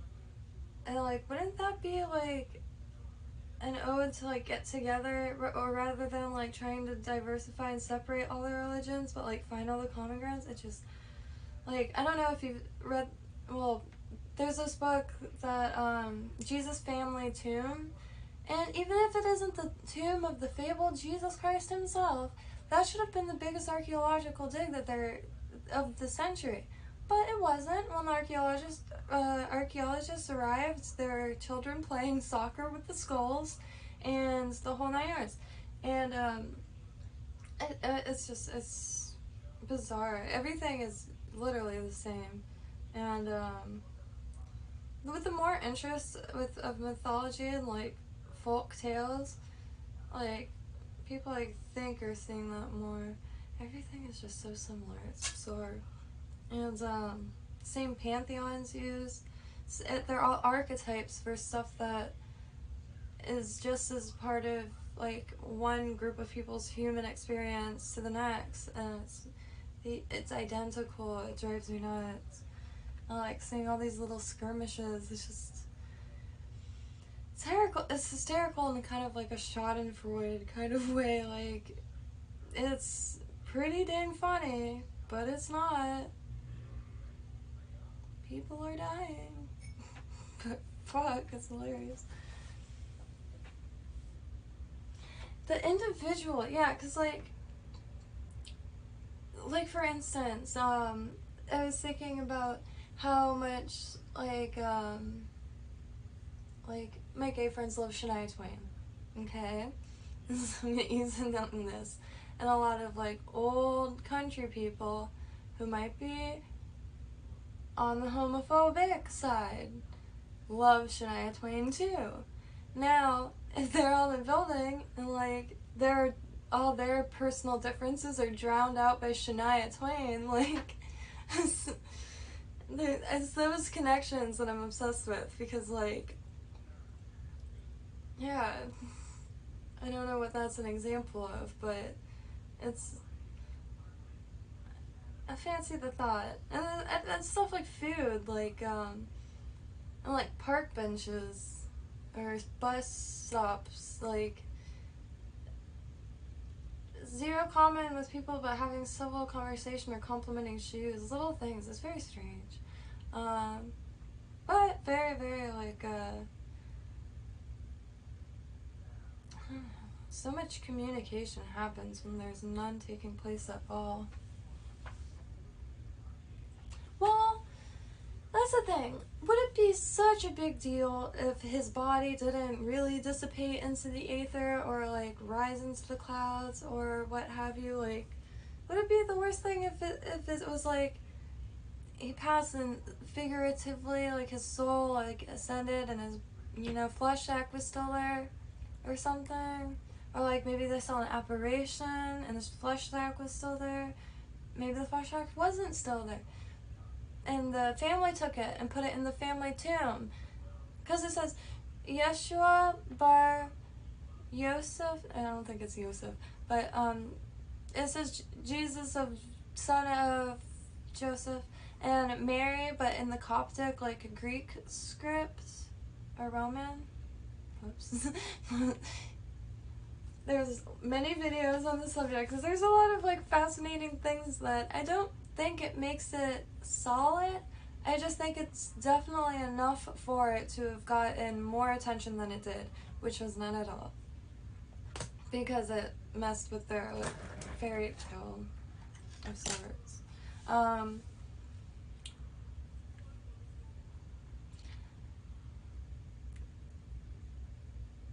I never said I wasn't a skeptic. I mean, I think also I do as much appreciation and fascination and patience I give to every religion. I do have a slight jaded mentality. I did go to Catholic school for 10 years, and I just saw so much just silly stuff. Like,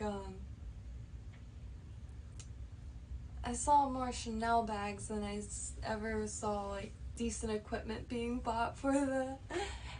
I'm not back. I'm still here.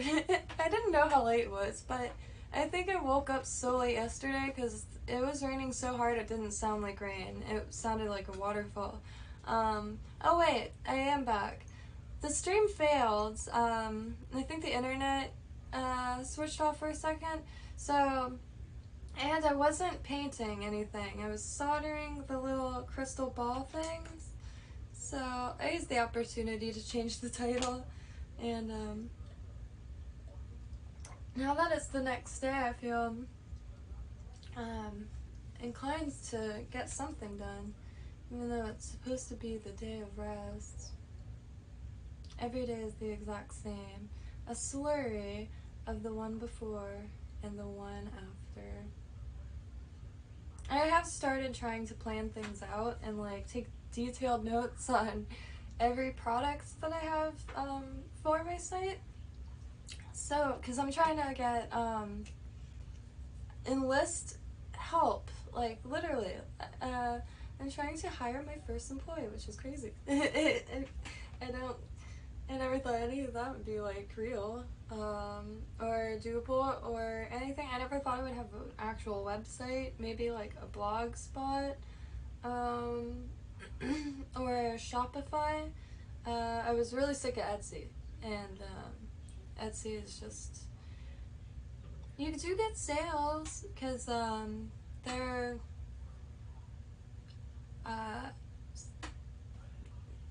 they have so much they have so many people that are flooding the site, and a lot of really beautiful pieces. I love shopping on Etsy. I don't like selling on Etsy. It's just the customer has too much power. So like, I've never ever had a return or anything like that. But the amount of horror stories that I read on like Etsy selling groups is horrific because yeah, that's why I give all my jewelry to my mom first, and she is rough with jewelry. So if I come up with a design, I give it to my mom, and if it survives her, I know it's going on my shop and it's going to be just fine.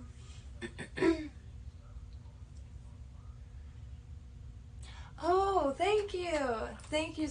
I have to try to figure out, because I don't get notifications. Oh, I did get that. It doesn't make a noise. I was getting, my phone was dinging too much before and it was all redundant stuff, but now that it's not redundant, I have to put all the sounds on, but it's a really old buggy phone, so some things aren't turning back on. Like the camera mic doesn't work anymore, so I had to install an app, Open Camera, so it would get audio from one of the mics, because I think there's 3 mics on it. It's a Google Pixel 2, I think. I don't know. It's this one. It's very old. I like the camera. It's very nice. It's perfect for what I need it for right now. And I have to run and grab just a little bit more coffee because I guess that's like one thing I don't really need a reason. I don't know why I defend all these. It's just my brain.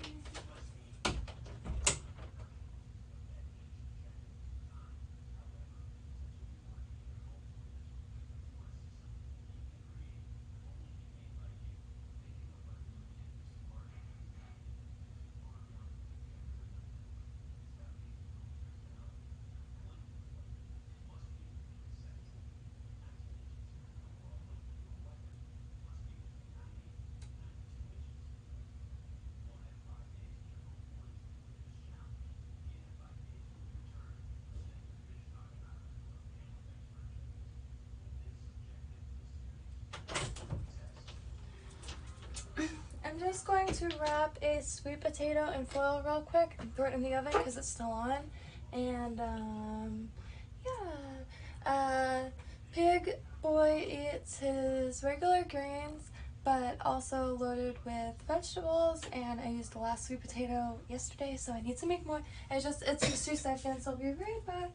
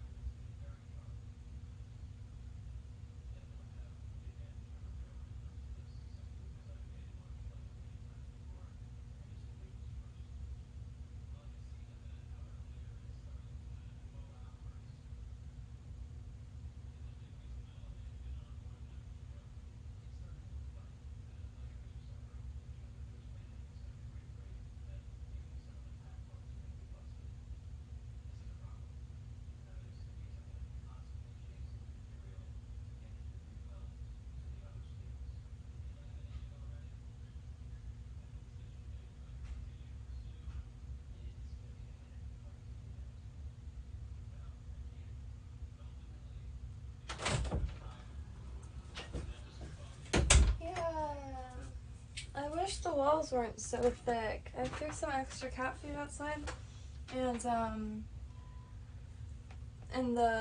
I have 2 bowls that are for that outside cat, because she's always hunting. Like, it's quite wild in our neck of the woods. And I wish the walls weren't so thick, because the amount of owls and roosters and birds that you hear, it sounds fake. It sounds like a sleep machine.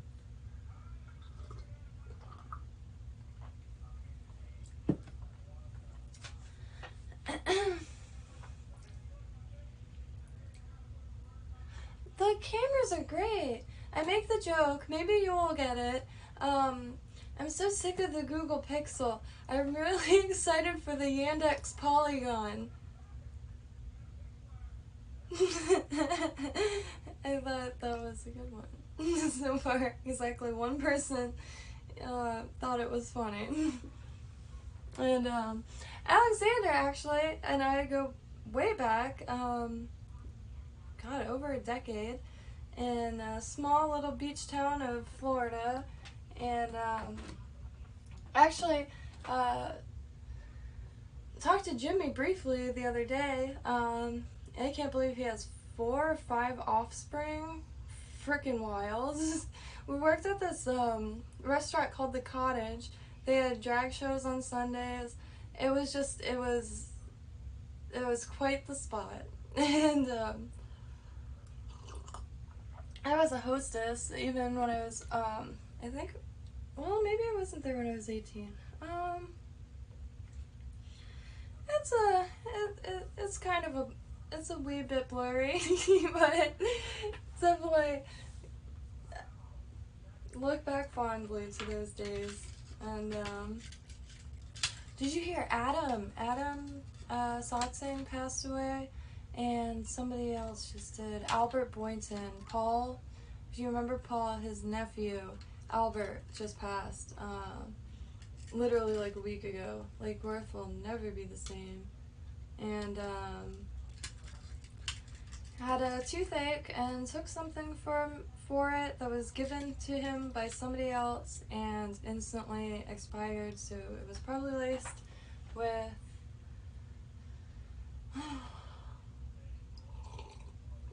I still haven't processed it really, that's why it's like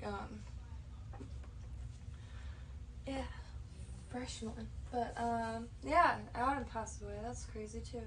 Just as surreal. Paul has had a very shit year, so if you remember him, I would definitely reach out. And still cooking up a storm.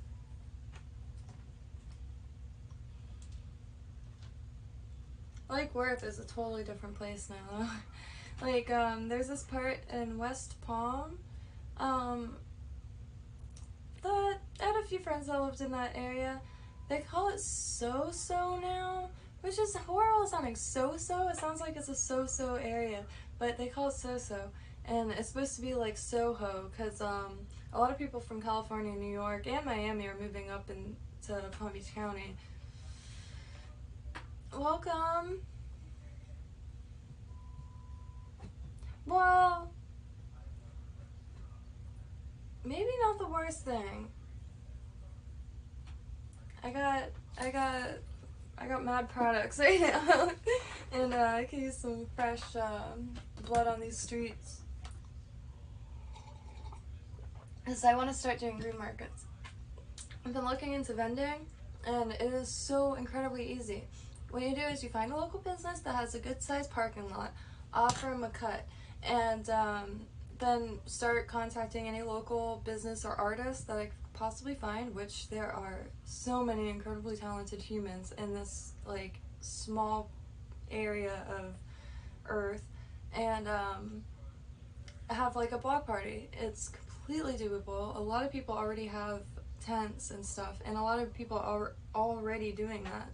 And right now I'm trying to get all my vending stuff together and actively saving up for an RV, and yeah, I'm trying to get this on the road and a mobile shop. Oh my god, have my face been off this whole time? I don't know why it's not widescreen anymore. And I hit widescreen on the OBS thing, interface, and it's the same. Because I remember the whole room being visible. I cannot believe. My face is never on the thing, and it's not by choice. It's simply from not paying attention. Even though I'm staring at the screen. Anyway. I kind of do want to paint a little bit.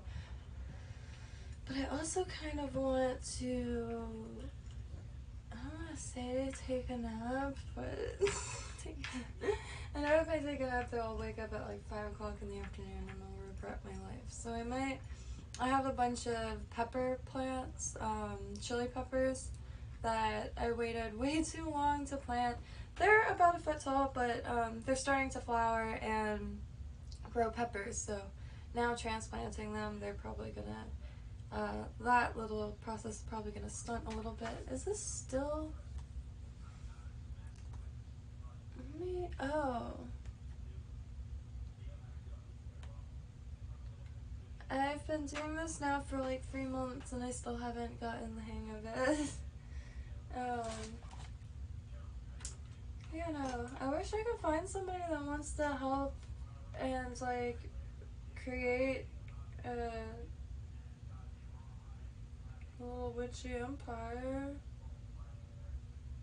mythology-centric empire, plant-centric, vintage-centric empire.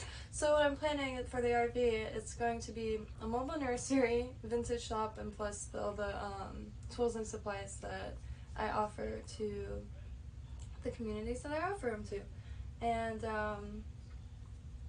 yeah, and as well as consigning, of course. I really like holding on to other people's stuff to just keep the cycle going, cycle of promotion and exposure. But yeah, that stuff is really important. And it's the hardest to get like your friends involved. It really is. Even to watch a video and stuff, but that's just natural. Like, a lot of people say, well, those aren't your friends. I don't think that's true. I think that people are really busy and more busy now than ever. And with the dollar continuously inching closer and closer to the edge of no return, I think it's more and more important to inspire people to make their own stuff, even if they don't know what they're doing, especially if they don't know what they're doing. Boredom is about to get to be like a chronic issue here, and when people are bored and like, I don't know, I foresee like some really dark times that are potential and potentially on the horizon. I've never been as worried as I am now, to be honest, and I can be quite cynical and quite skeptical, but I don't know, things feel different. I mean, everything feels different, even time, like, and how it passes feels different, and like, I don't know, like we're actively colliding with Andromeda. Nobody decided to tell anybody that. I know it doesn't like make much of a difference, but I still feel, I feel difference. There's just vague difference that has been looming, and I've been trying to find a peppercorn vine. Is it a pepper vine? I did track down vanilla bean, and every single time the guy gets the cuttings and trims his plant, I always miss out by like 2 seconds. And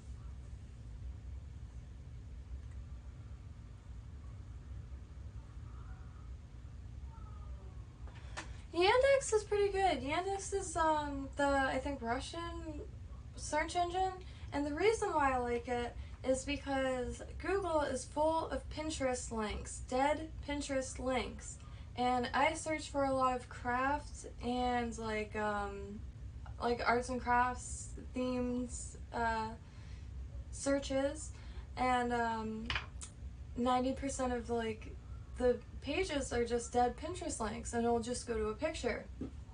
And I have to do the whole open an app thing, and I finally had to get it back on my phone because it was such an issue. So I just use Yandex because I find there's hardly any Pinterest links. And I know there's ways to like optimize the search by you know, excluding things or parentheses and like only this, but for some reason just Yandex has been better for crafts related searches because the results aren't just like in a certain place. I find it to be pretty broad and pretty useful. And yeah. I'm trying to map out like exactly, because I wanted to try Twitch this time, but I think I'm gonna do it next time. And I didn't realize how not well versed, but how universal Twitch was. There's a lot of like, I don't know why, I just had the assumption that it was like mostly gaming, which that's what I was planning on doing there, because on Steam there's like an insane amount of really adorable witchy themed games that I wanted to blast through and do playthroughs of those. I'm by no means an adequate, I guess adequate is the word, but yeah, I was already gonna do that, so I might as well stream it. I guess I'm just living a voyeur's life now, but and I keep going back to this because I want to put some of this stuff aside because, ow, I don't know if you heard a ding, but that was my foot full force kicking an anvil, an actual anvil. Perfect shot. I'll just put that on there for now.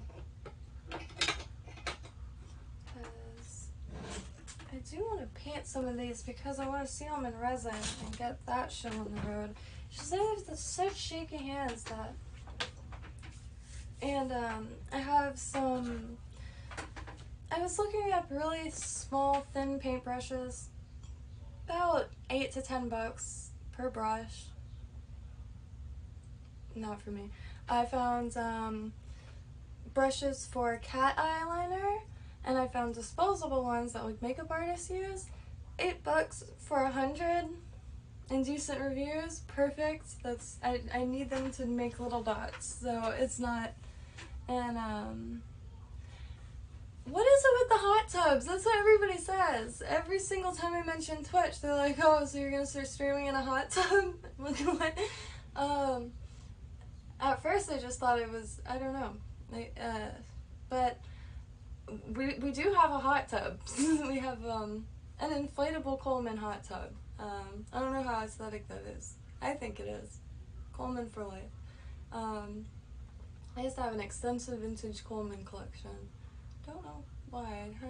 I liked camping in my yard a lot. I don't know.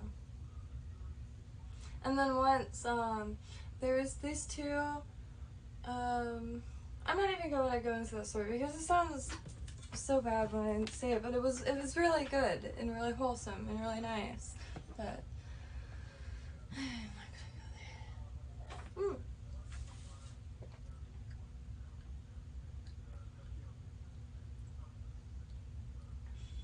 Yeah, that's the thing. Ads over relevant searches. It's literally that. And I don't like how they put that like random information, so it keeps people from going to a website because they just think they read everything they need to know because Google pops up like a paragraph from a random site that's usually nonsense. Or yeah, I can't tell you how many random like medical things that my parents come up with from Googling something and just reading that little like the pulled out paragraph, and yeah, and just assuming that's fact. Well, I mean, I guess I'm not much above that, because I did buy a Sailor Moon costume for the reason. I'm living, maybe this is just an excuse, but I'm out to live every childhood dream this year, because I'm going to be 30 next year, and which I'm very excited for. My whole life I just wanted to be 30. Nobody takes me seriously. I think it's usually in real speech, I don't know, sometimes my voice is deep, sometimes it's Michael Jackson, and very hard, like, people will see my name and think I'm a dude, so I'll get, like, called for an interview. The last job I was trying to get, that, like, I was trying to get something that actually had some form of future, which is, this is how dark, like, my search was going. I was looking for something that I could have a future in, so I was trying to be, like, in all honesty, a cremation technician, because you don't need any experience. They train you on site, and my dad did the irrigation for the family who owns all the what's it called, funeral homes in the area, and he's been doing the irrigation for years and, like, knew every single part of the family by name, and they definitely knew who I was. Could not believe it when I showed up to the interview. Aren't you Jim Sprinklerman's daughter? Yeah. And I did not get that position. And then I was trying to get in at this one little factory that is for Mustang parts assembly. Dream come true. I got so many Mustang, like, parts manuals to try to, like, memorize what all the parts were and to, like, sound like I knew what I was talking about. I do not have a driver's license, so I did not know what I was talking about. I did not get that part either. And then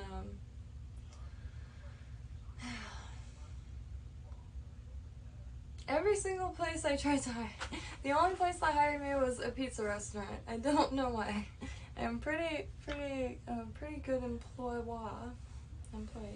and I mean, I guess if Alex was still here, he'd probably beg to differ. He knows me personally. I used to be no bueno, and I guess I still am, because right now I have no sleep schedule, so that's why I really have no choice but to start my own business, because my sleep schedule is out of control. I am trying to get into, like, go to sleep at 2 a.m. I don't feel, like, awake until 3 a.m. and creative until 3 a.m. and because I'm just such a night owl through and through, like, definition. Crematorium, and they had all the funeral homes where they would have the funerals, but they also had the crematorium where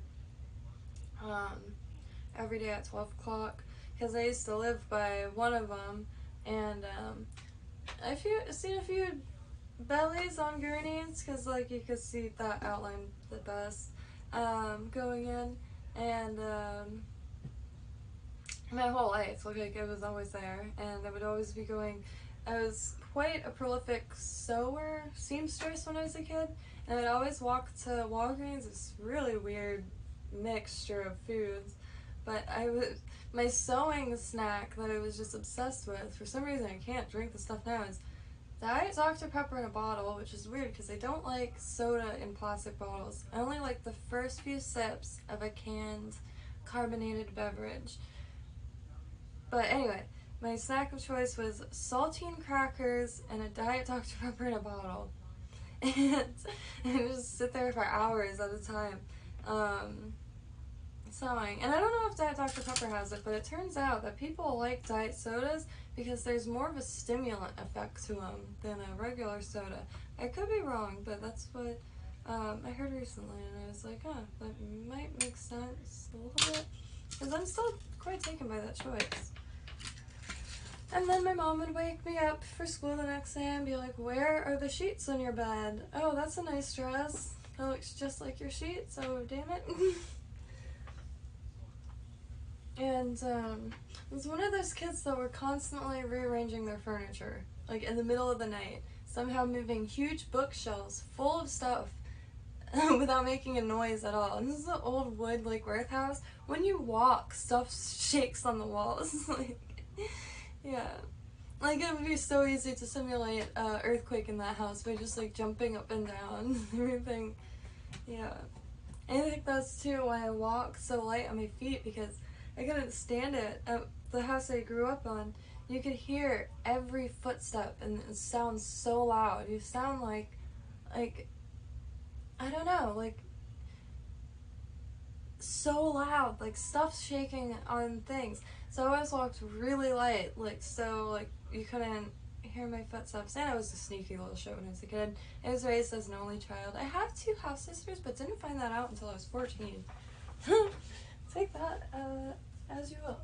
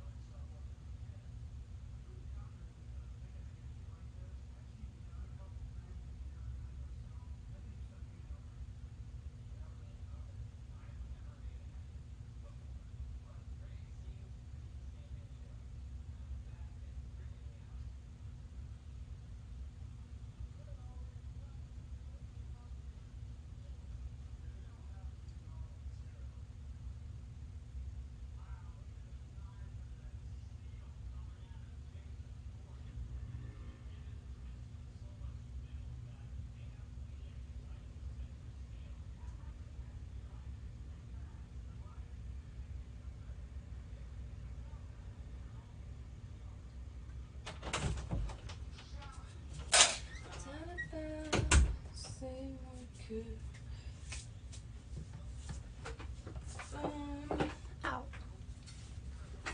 Smacks my little hands. Here's a piece of brass that I found in the ocean. It's got motor oil on it.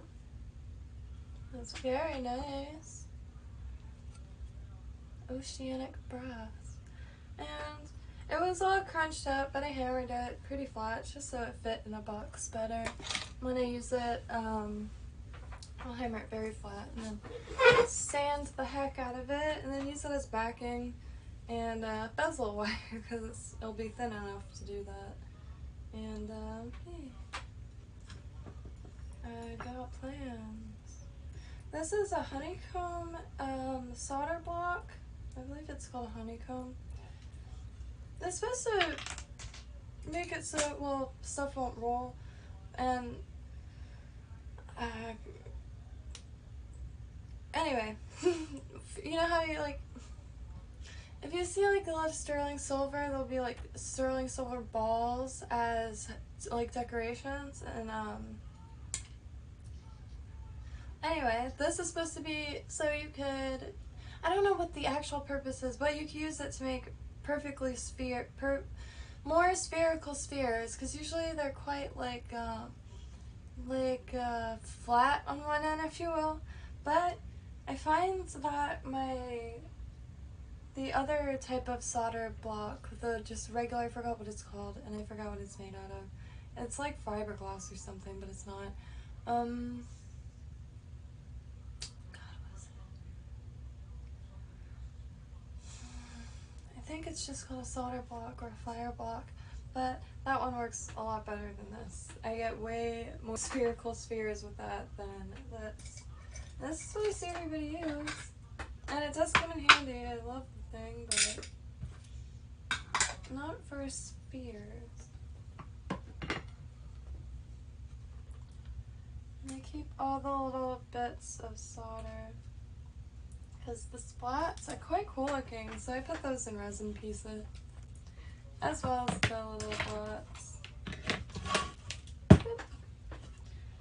This, I think, came from a shelf, but it's been in the elements for so long that, oh, I know, actually, this is just some treated wood that had from hurricane season, because all the wood was picked over and got what we could at that time.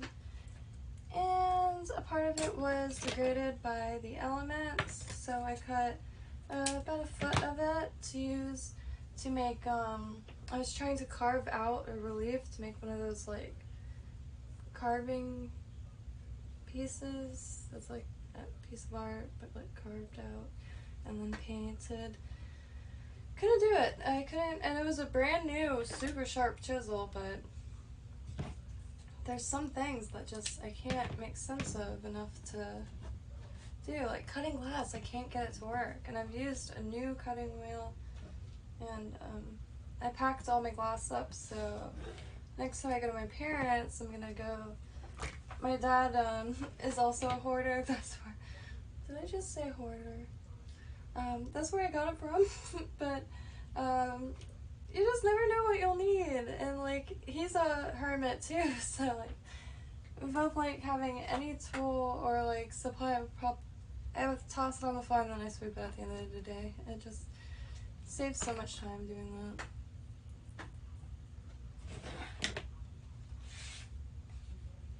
And to constantly make sure I'm putting something in a bag, and then I just, yeah.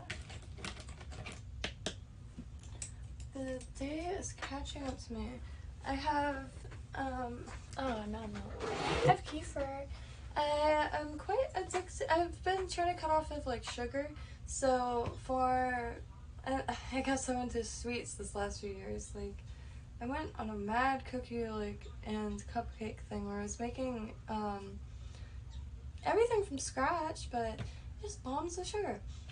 Anyway, so now I've tapered down all sugar by way of milk and frozen bananas. It's just a frozen banana like milkshake, but it's so good. Like, I feel like even if you don't like banana, you'd like it. It's not too sweet, very filling, and you could put less milk to make it kind of like an ice cream or something scoopable, or more milk to make it more like a milkshake or even banana milk. It is so good, and like it's better than any ice cream. You don't need to add any sugar. You can add Ovaltine or chocolate syrup to it, but not necessary. And I think I'm gonna make with kefir. I guess I could make it in here. It's really loud. I know I'll feel so much better if I eat something.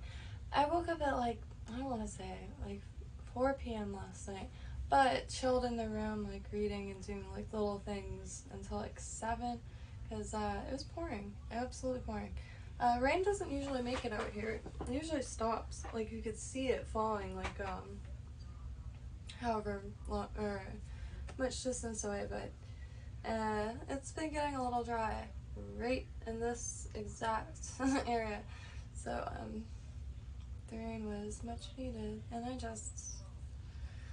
the day was over anyway, and I knew like I was gonna work through the night because I sold out of leaves, so I have to make more leaves, and those take a really long time and a lot of like what I call stale time, which is just like waiting in between stages and steps.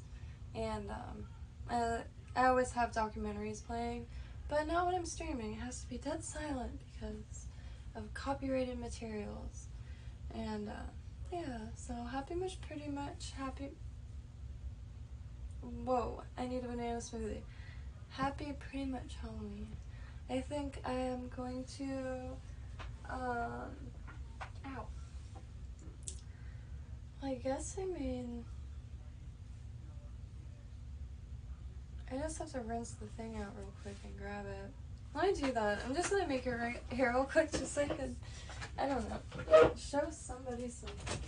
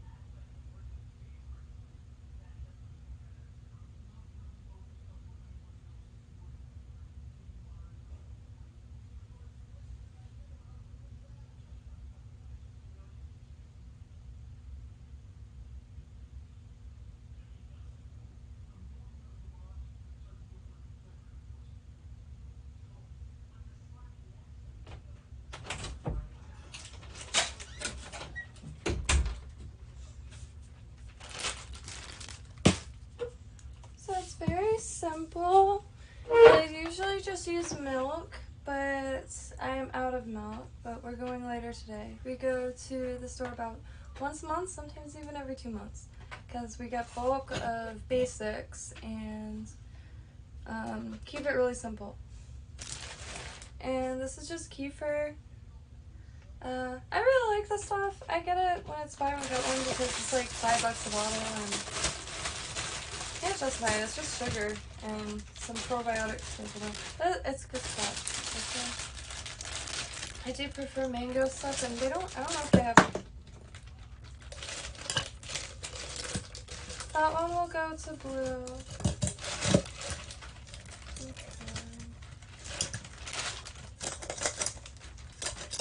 Okay. These will be for blue. Pig blue. So those are for blue. And it's pretty bitter, so I'm actually quite excited to taste it with bananas. Maybe it'll make it a little more enjoyable, less bitter.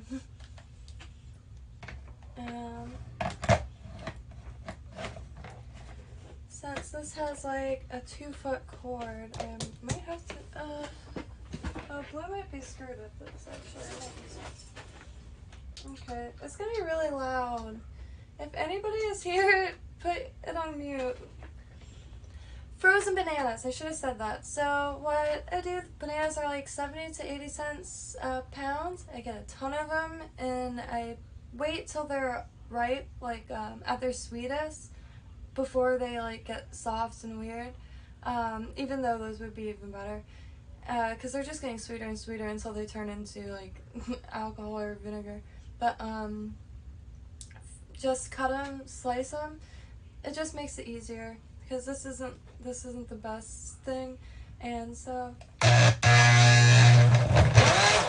and you don't have to add ice or anything to it, and it's delicious. It's better than anything I've had at an ice cream store, and it's just frozen bananas, and you can use any fruit. So anything, like any fruit that you buy, and it's getting a little too soft, and you don't want to like eat it at that point, just cut it and put it in a Ziploc and in the freezer, and then you could like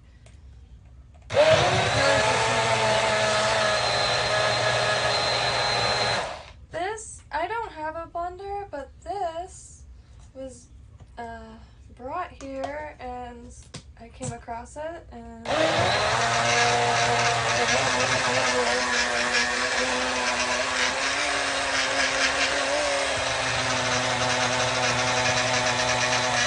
I see them all stuck at the bottom. But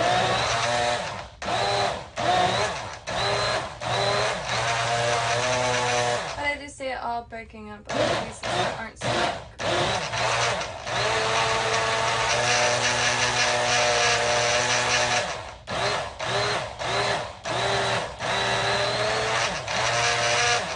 Release yourself, I see it. I should have brought something to skewer.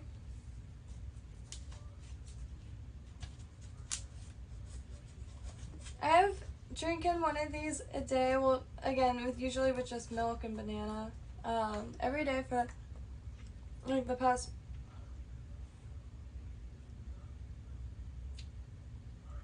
not liking it with the kefir.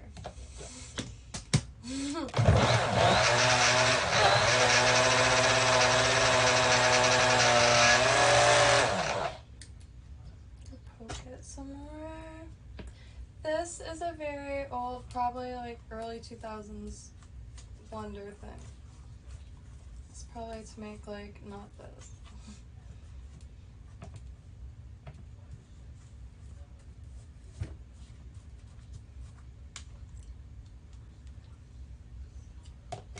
Please work.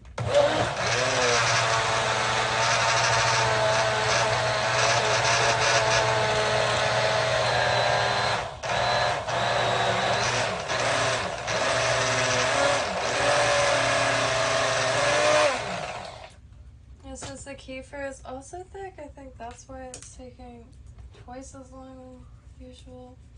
It's usually not this bad, it's usually over in a second.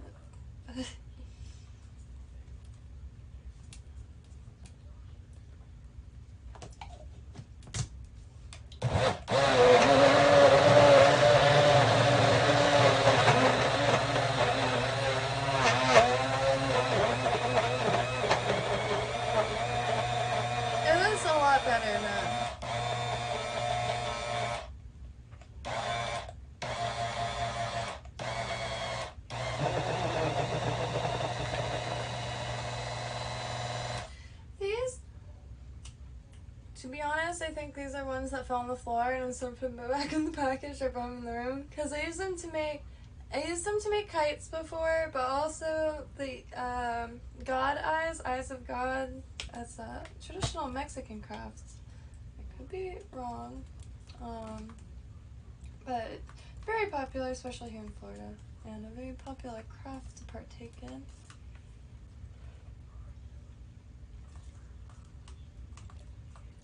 I do not like that kefir, but it's really good.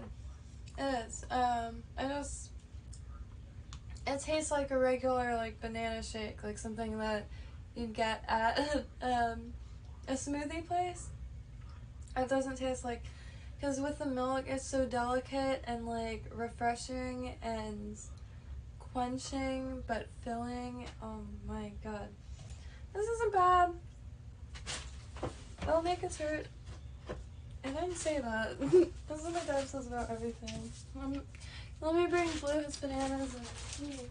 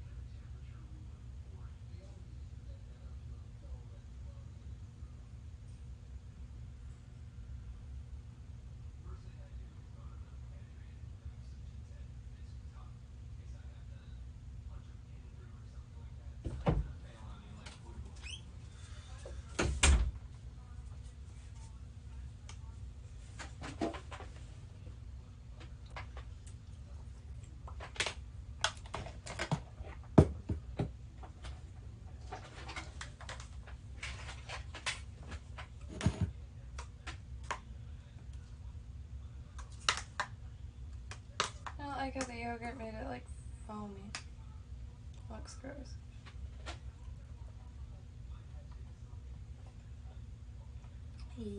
I was talking all that shit. It's delicious. I usually drink it with a straw, and it'll last me like quite a while.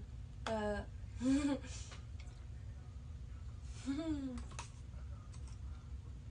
oh, this is such a good decision. This must be horrifying because I've been working through. I've worked through the entire day. Oh, brain freeze. Brain freeze. Oh. Oh wow. I haven't had brain freeze since 7 days with 7-Eleven. Oh wow.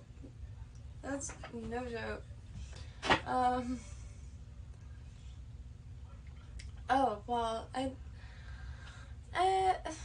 usually make this like sometimes even twice a day. I don't know. I just didn't have a lot of refreshments throughout the night, so like this is insanely good right now, and life restoring.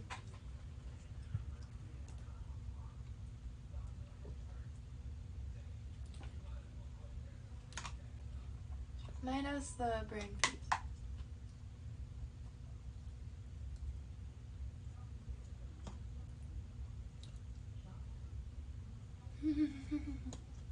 Okay. I'm going to probably change. Oh no, actually not that. I'm just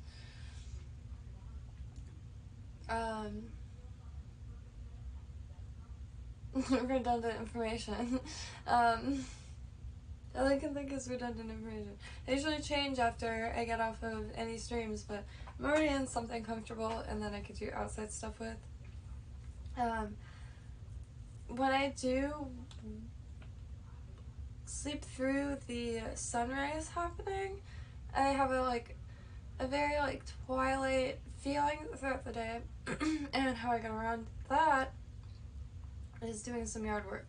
And sounds not enjoyable, but it is. I really enjoy it. I like weeding by hand, but only at like this perfect time in the morning. During the day it's kind of like torture, but really good exercise. Sweating is very good for you. So, like, do anything that makes you sweat, like, as much as possible. The only reason why my dad's alive still is because he has done physical labor his whole life and sweats every single day. And, well, not so much anymore, and he's, like, instantly falling apart. Retirement, like, literally kills people, but he's not retired, he just has, my parents are in really rough shape. His spine, there's discs in your spine, and, like, there's gel in between those discs. A few of those discs has no gel in between them, and are actually shattered and grinding up on each other, and it's absolute nightmare, because the hit for surgery for him personally is, like, yeah, he's got a good chance of, like, surviving it, but, like, the chance of surviving without surviving as a paraplegic or,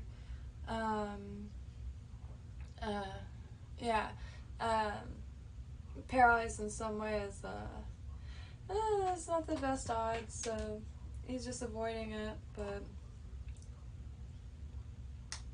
he still does physical labor when he can, and, like, I found these cement, I wish I never found them. His back was, like, out of commission for weeks. I found these two beautiful cement flower pots. He knows how much they're worth. I know how much they're worth. We both know how great they would make their house look. We also both know I can't lift them. I couldn't even lift half of one. And, like, there's cement, like, this big. And he got it on the back of the truck, 2 of them. And, yeah. And then a family friend tried to offer $100 for both of them. No. You bastard. But yeah, my dad sells antiques, and I'm trying to get pictures of his stuff so I can put that on my site, because antiques go hand in hand with Subtropical Botanica as a whole, and so I always wanted a family business too, so if I have to do it, I do not care. And I'm not trying to make it, this is probably horrifying, like, if I eat during a stream, I eat in the corner or before I walk back in the room. And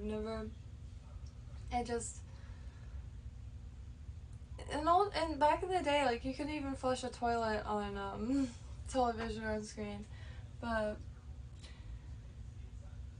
you have, so, like, right before heat stroke, you, like, stop, so that's so weird.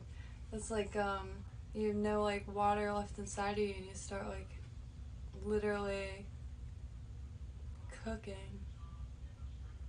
Intense. Pigs don't sweat anywhere but their nose. They get little droplets on their nose. It gets clammy everywhere, and it feels like human skin. It's the craziest thing. Like, if you close your eyes and, like, touch his stomach or it's no difference. Especially, like, your weenus. That's what blue feels like all over. Besides his bristly parts. And then he feels like a porcupine. A very comfy porcupine. That's what I have now. I have a one-person family business. I gave my mom a bunch of herbalism books in hopes that we could start writing articles on herbalism, so she gets, like, she needs to start exercising and, like, better medical treatment. The such a nightmare. But, yeah, trying to pull them in to kind of keep them alive, honestly. That's probably what it really is. And, yeah. I don't know. I grew up watching Sanford and Son. Like, why can't it be Sanford and Daughter?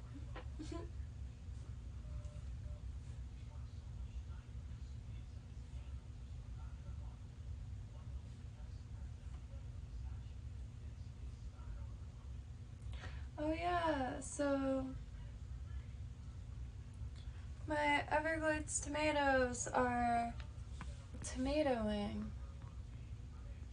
Everglades tomatoes, they can be perennial apparently. They're self-seeding tomato, like, bush. It's kind of like a weedy looking thing, but once you plant it, you're supposed to have it. And they're tomatoes. They're just like really tiny tomatoes, like smaller than blueberries, but they're really, really jam-packed with flavor and the tiniest little seeds. Yeah, when I said it, like, that's literally what I thought.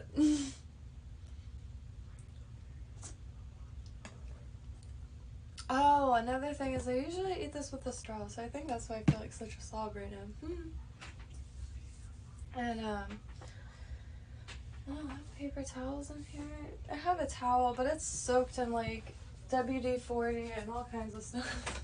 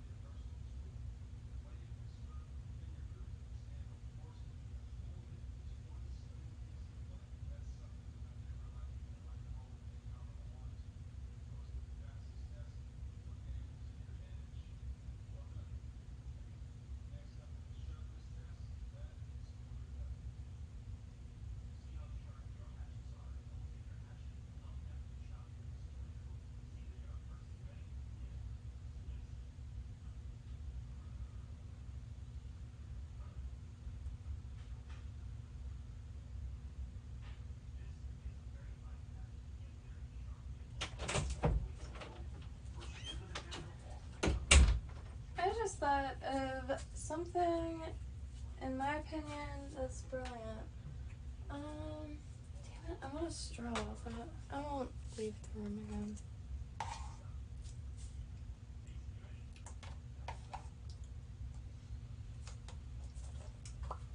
To avoid having to like do one of those be right back screens, there's not a lot of direct sunlight that comes in here, and I don't really want to go all out and do like an aquarium, but I got a fish tank. Well, I really want to find 2 leeches. Found them on eBay. The seller has disappeared, and I thought I scored getting 2 like leeches from Louisiana. I think that's incredible. but didn't work out. But I still have the tank, and I use it for like little rescues, like field mice that the cat gets, and I'm able to get to before, you know.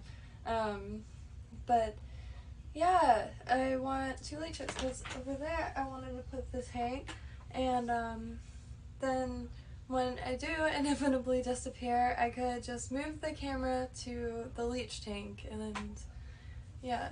And I want something alive in here, and leeches are very easy to care for, and I have a worm bin that is very full, and they'll eat worms. And if any of my friends, any of my beautifully dirty hippies wanna do some leech work, there, go for it. You could be my leech's snack. I'm sure I will. I actually used to go to an Ayurvedic doctor who had jars of leeches. I actually thought I had TMJ, and it's because when I'm crafting, like hardcore crafting, I kind of clench my jaw a little bit sometimes. And 1 week I just was like, no sleep, just crafting. And yeah, I thought I had TMJ, which is like this jaw, something with your jaw. Anyway, I forgot what it even stood for. But anyway, I got a jaw massage from her. She realized quickly I didn't have TMJ by feeling around, but yeah, it was very painful. It was a very painful massage. She was just mashing everything. That's what it is. Oh my gosh. And it was like looking up at these massive jars of leeches. It was an incredible experience. And what was brilliant about that, I love trading and bartering. Like, I wish I could carry like shells around and like hunks of metals and trade like with that. One day probably, and one day probably soon. But beyond that, I do it, you know, I get my trades in. She could charge $60 an hour. I didn't have to pay a dime because she liked my jewelry so much that I just traded her earrings. So every session I would just bring her another pair of earrings. And yeah, her name was Sophie, and she was absolutely lovely.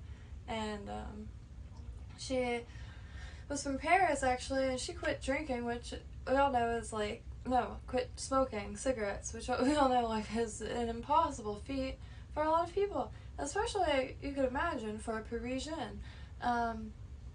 But she did it with an Ayurvedic tea, which is a 1/4 teaspoon of cumin seeds, fennel seeds, and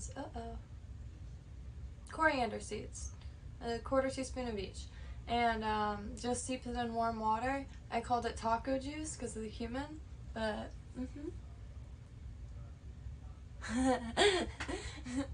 whoa. There was actually a thrift store, not a thrift store, well, it was like a vintage thrift in Colorado Springs, Colorado, called the Leech Pit.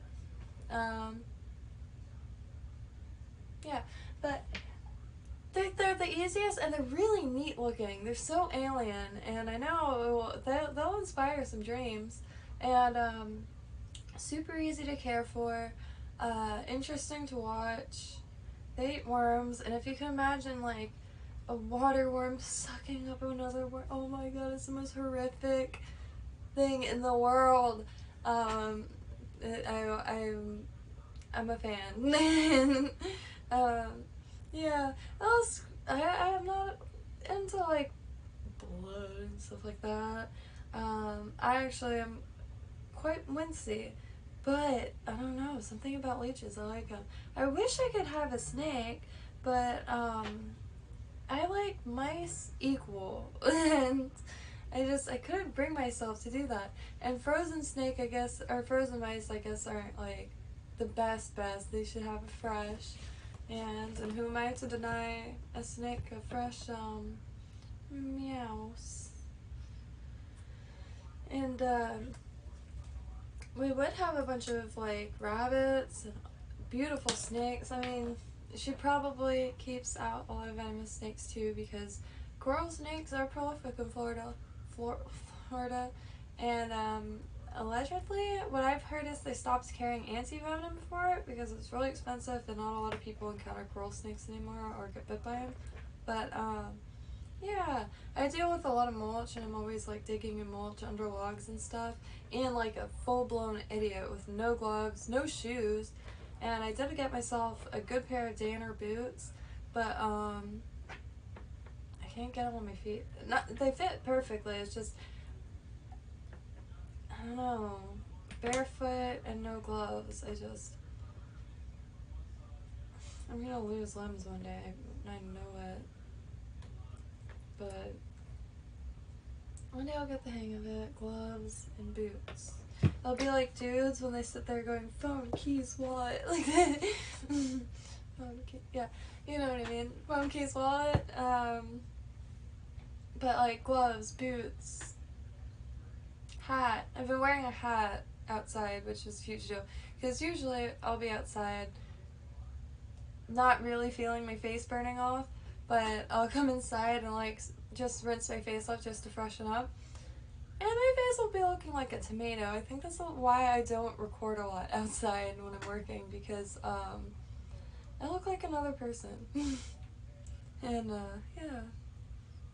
I used to be quite tan, like very tan actually, but I've been embracing my how I was born or whatever, because now that I live very far from the ocean, I don't get to go as much. I haven't swam in the ocean in years at this point. I don't like to talk about it, but I used to live there. I used to like be there every day, and I would bring a blanket rolled up and bound to my backpack full of notebooks and other activities, and just sit there for hours. And the water, the Atlantic is the best of the best in my opinion. Maybe besides like the Mediterranean, because swimming in the Mediterranean Sea sounds like my ultimate dream is to go mudlarking. If you don't know what mudlarking is yet,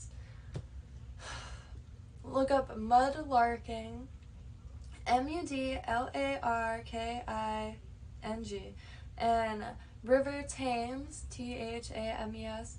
Holy crap! That's you have to have a license, I think, now to do it, but it's just a matter of just going to an office, probably giving them like $5 or something, or you know, and going on your merry way.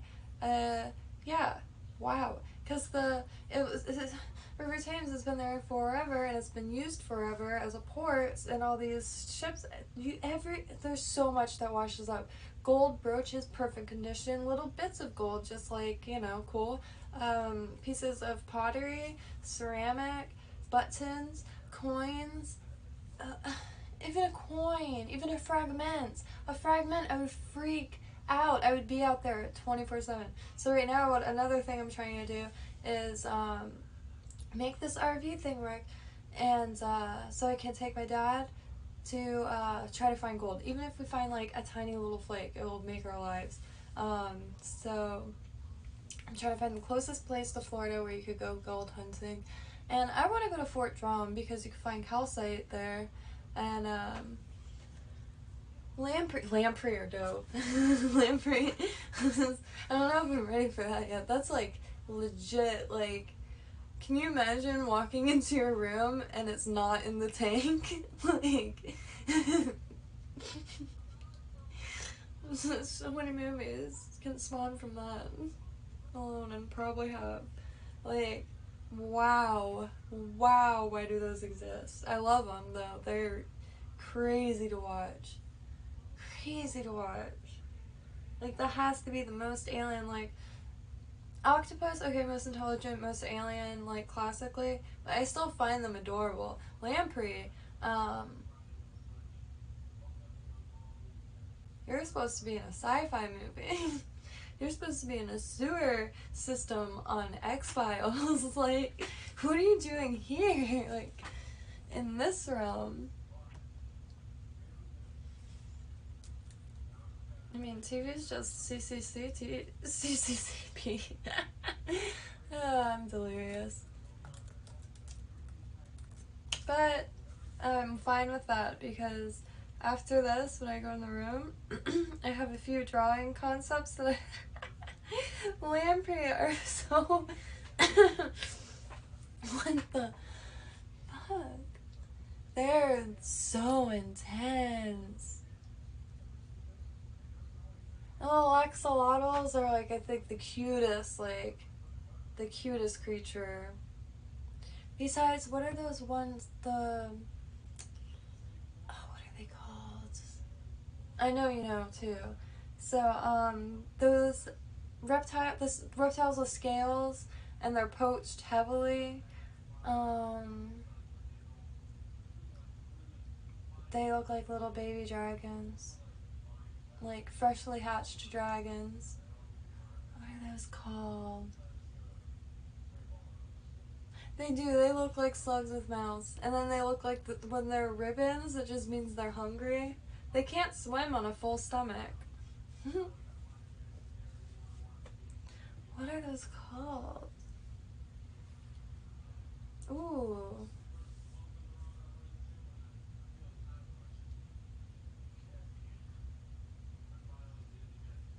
All I can think of is like random Pokemon names. I guess I could look it up. Whoa, good morning, Mr. Waltz Purvis. I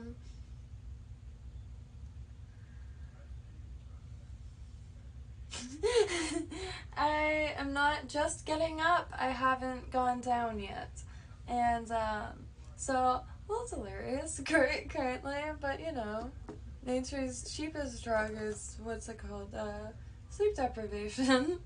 I made a bunch of moon faces. These ones I painted gold. And I still have to paint their faces. Ooh, why was that tacky? Like, this one came out horribly, but the point is slowly being made. I do like this one. Wait, no, it's this one. This is not the creepiest little guy? I love him. It reminds me of that, have you seen this man? Like, that thing. Which ended up being farce, but I'm sure a lot of people seen him in the dreams, because it's like, it looks like one of those pictures that you stare at for long enough and you look away and Jesus Christ is on the wall himself. And, no, not Komodo dragons. They have scales, like actual scales. Let me see. Scaly reptile. Gosh. Oh, maybe it's not a reptile. Poached heavily.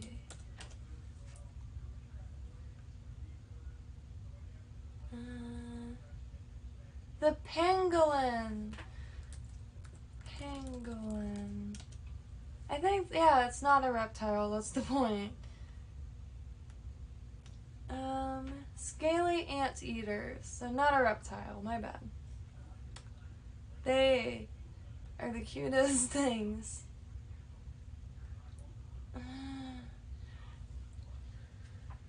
I think extremely violent thoughts when I think of people poaching these guys. Like, that's proof that they don't have a soul. Jesus Christ. They're so cute. I just don't, like, I can't get, I just don't get it. No, I don't. They look fake. They look like something somebody made and is like selling on Etsy. And it's like made out of recycled materials. They're stunning. They're just not real. They're so surreal looking. Freshly hatched dinosaur dragon. Yeah, no, they're heavily poached. I think they're one of the world's most poached critters, unfortunately. Shark fin soup is the other one that makes me like nauseous with violent thoughts. Oh my god, that's I know not everybody believes in karma, but if I wouldn't want to be in front of that karmic freaking bus. I don't know if you guys remember Don Rickles. He's an old comedian, and I forgot who it was. And he's like, "Oh, is that your wife? Was it a train?" I haven't been able to escape that memory. It was one of the funniest things I've ever heard. It's horrible, obviously, but the timing, the delivery. I got to see Martin Short once. It was relatively recently, so it's very old. And he even put the gosh, Martin Short. He did the. It was very interesting. I did fall asleep through it, but that had nothing to do with the show itself. I was a little hungover at the time, and slept through most of it.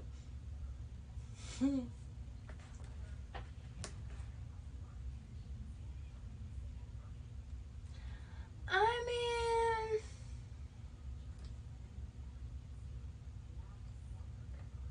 I tried gator once. I really like gators. Like, I love gators. And, to me, they're one of the cutest creatures. Like, I like gnarly looking creatures, clearly. Like, Blue is the cutest thing I've ever seen. Fully aware he looks like an imp, a literal imp. IMP, an actual imp. Indigo Monroe Piper. Is it Monroe? But, Mark. Indigo Mark Piper. India Mark Piper. Hey, what a great name. India Mark Piper. I should make, like, government-inspired thrillers, and that could be my pen name. And,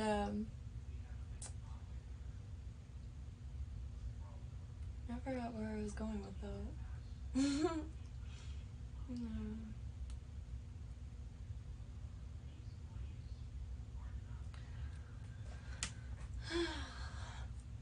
Good morning again.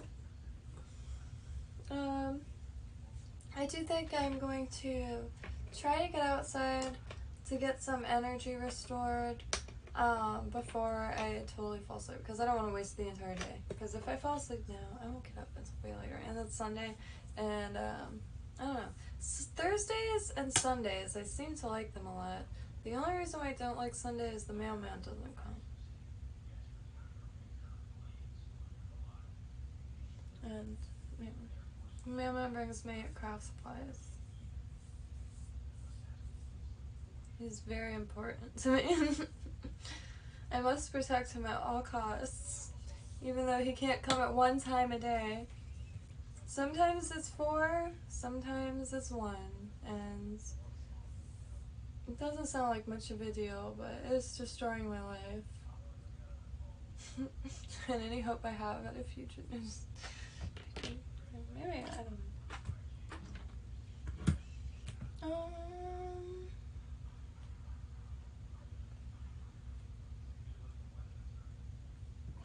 Keep wanting the paint, but I don't have any paintbrushes that are small enough, and using a toothpick, that's how I did this face, was with a toothpick. So I don't know why I'm being so hard on myself. I painted it on with a toothpick, and I can't find my white puffy paint, which is okay because I found more. And yeah, thank you all for stopping by. I have to get outside and like get some sunshine absorbed, because I am literally not aware of the present moment anymore. So do turtles. I tried gator once. I know there's 2 parts. There's the good part and the out part. And of course I told them whatever is the best part, so they probably gave me the worst part. It was god-awful. It was god-awful. Like, it was this one time I forgot what it's called, Bohio Cafe in Atlanta, Florida, like 10 years ago, and I'm still traumatized by it. I swear it was cat. Like, I swear the burger was cat. It was not beef. no beef looks like that. No beef in any state looks like that. And this is 10 years ago, past the statute of limitations. I ate it. I boked like I've never boked before, and it wasn't normal. It was cat. It had to have been cat. And I don't like eating at restaurants. I don't. And I've worked in a few, so there's many different reasons why I don't like eating at restaurants. And just food from home just tastes better. Beef. It's simple. Just go. I'm sorry if there's any vegans that come across the stream. I've given it an honest shot, and it killed my zest and lust for life. So I have to stop defending all my meat eating because I need energy. It's a lot of plants to keep alive and a lot of things to come up with, all voluntarily. But yeah, no, you gotta eat meat. I mean, from an Ayurvedic viewpoint, there are some dosha like positions that you know, could thrive on a light meat diet or with white meat or fresh fish, freshwater fish. But like for instance, me, my vata dosha is out of whack, so therefore I require spicy, heavy, meat-filled dishes, and I'm more than happy to eat like that. I really genuinely love cows. I feel very horrible. I would not be able to produce my own meat, but I'm fully prepared to switch my diet to grubs in case of a food short collapse. Oh god. Oh god, I didn't mean to start going in that direction. Okay, thank y'all for stopping by, and yeah, I might film a little bit of what I'm doing outside because I am repotting pepper plants if I get to that, but before that I have to source some soil to even get that, and I'll just try to make little clips. I'm always astounded by, I don't want to say how good the videos come out, but sometimes I'll take a bunch of random clips, like, not thinking I'll use it, and I'll just stitch them all together, and I'm like, oh, well, I should do that more often, and then I never do. Thank y'all, and like, Green Dean says of eattheweeds.com and here on YouTube. Green Dean of Eat the Weeds, American hero, Toodles, that's what he says. He says Toodles at the end of every episode. And episode, meaning plant, profiles, edible weeds, weeds meaning that they grow anywhere and everywhere, and are very easy to find, very easy to come across, and very easy to look out for, and very easy to identify. And he gives the itemizing list and tells you how to identify it, how to prepare it, and all that good stuff. And he's got thousands of plants on his website and like hundreds on YouTube. He's a brilliant, brilliant human. And if you get a chance, yeah. Jordan Maxwell's dead now, so goddamn. Thank y'all.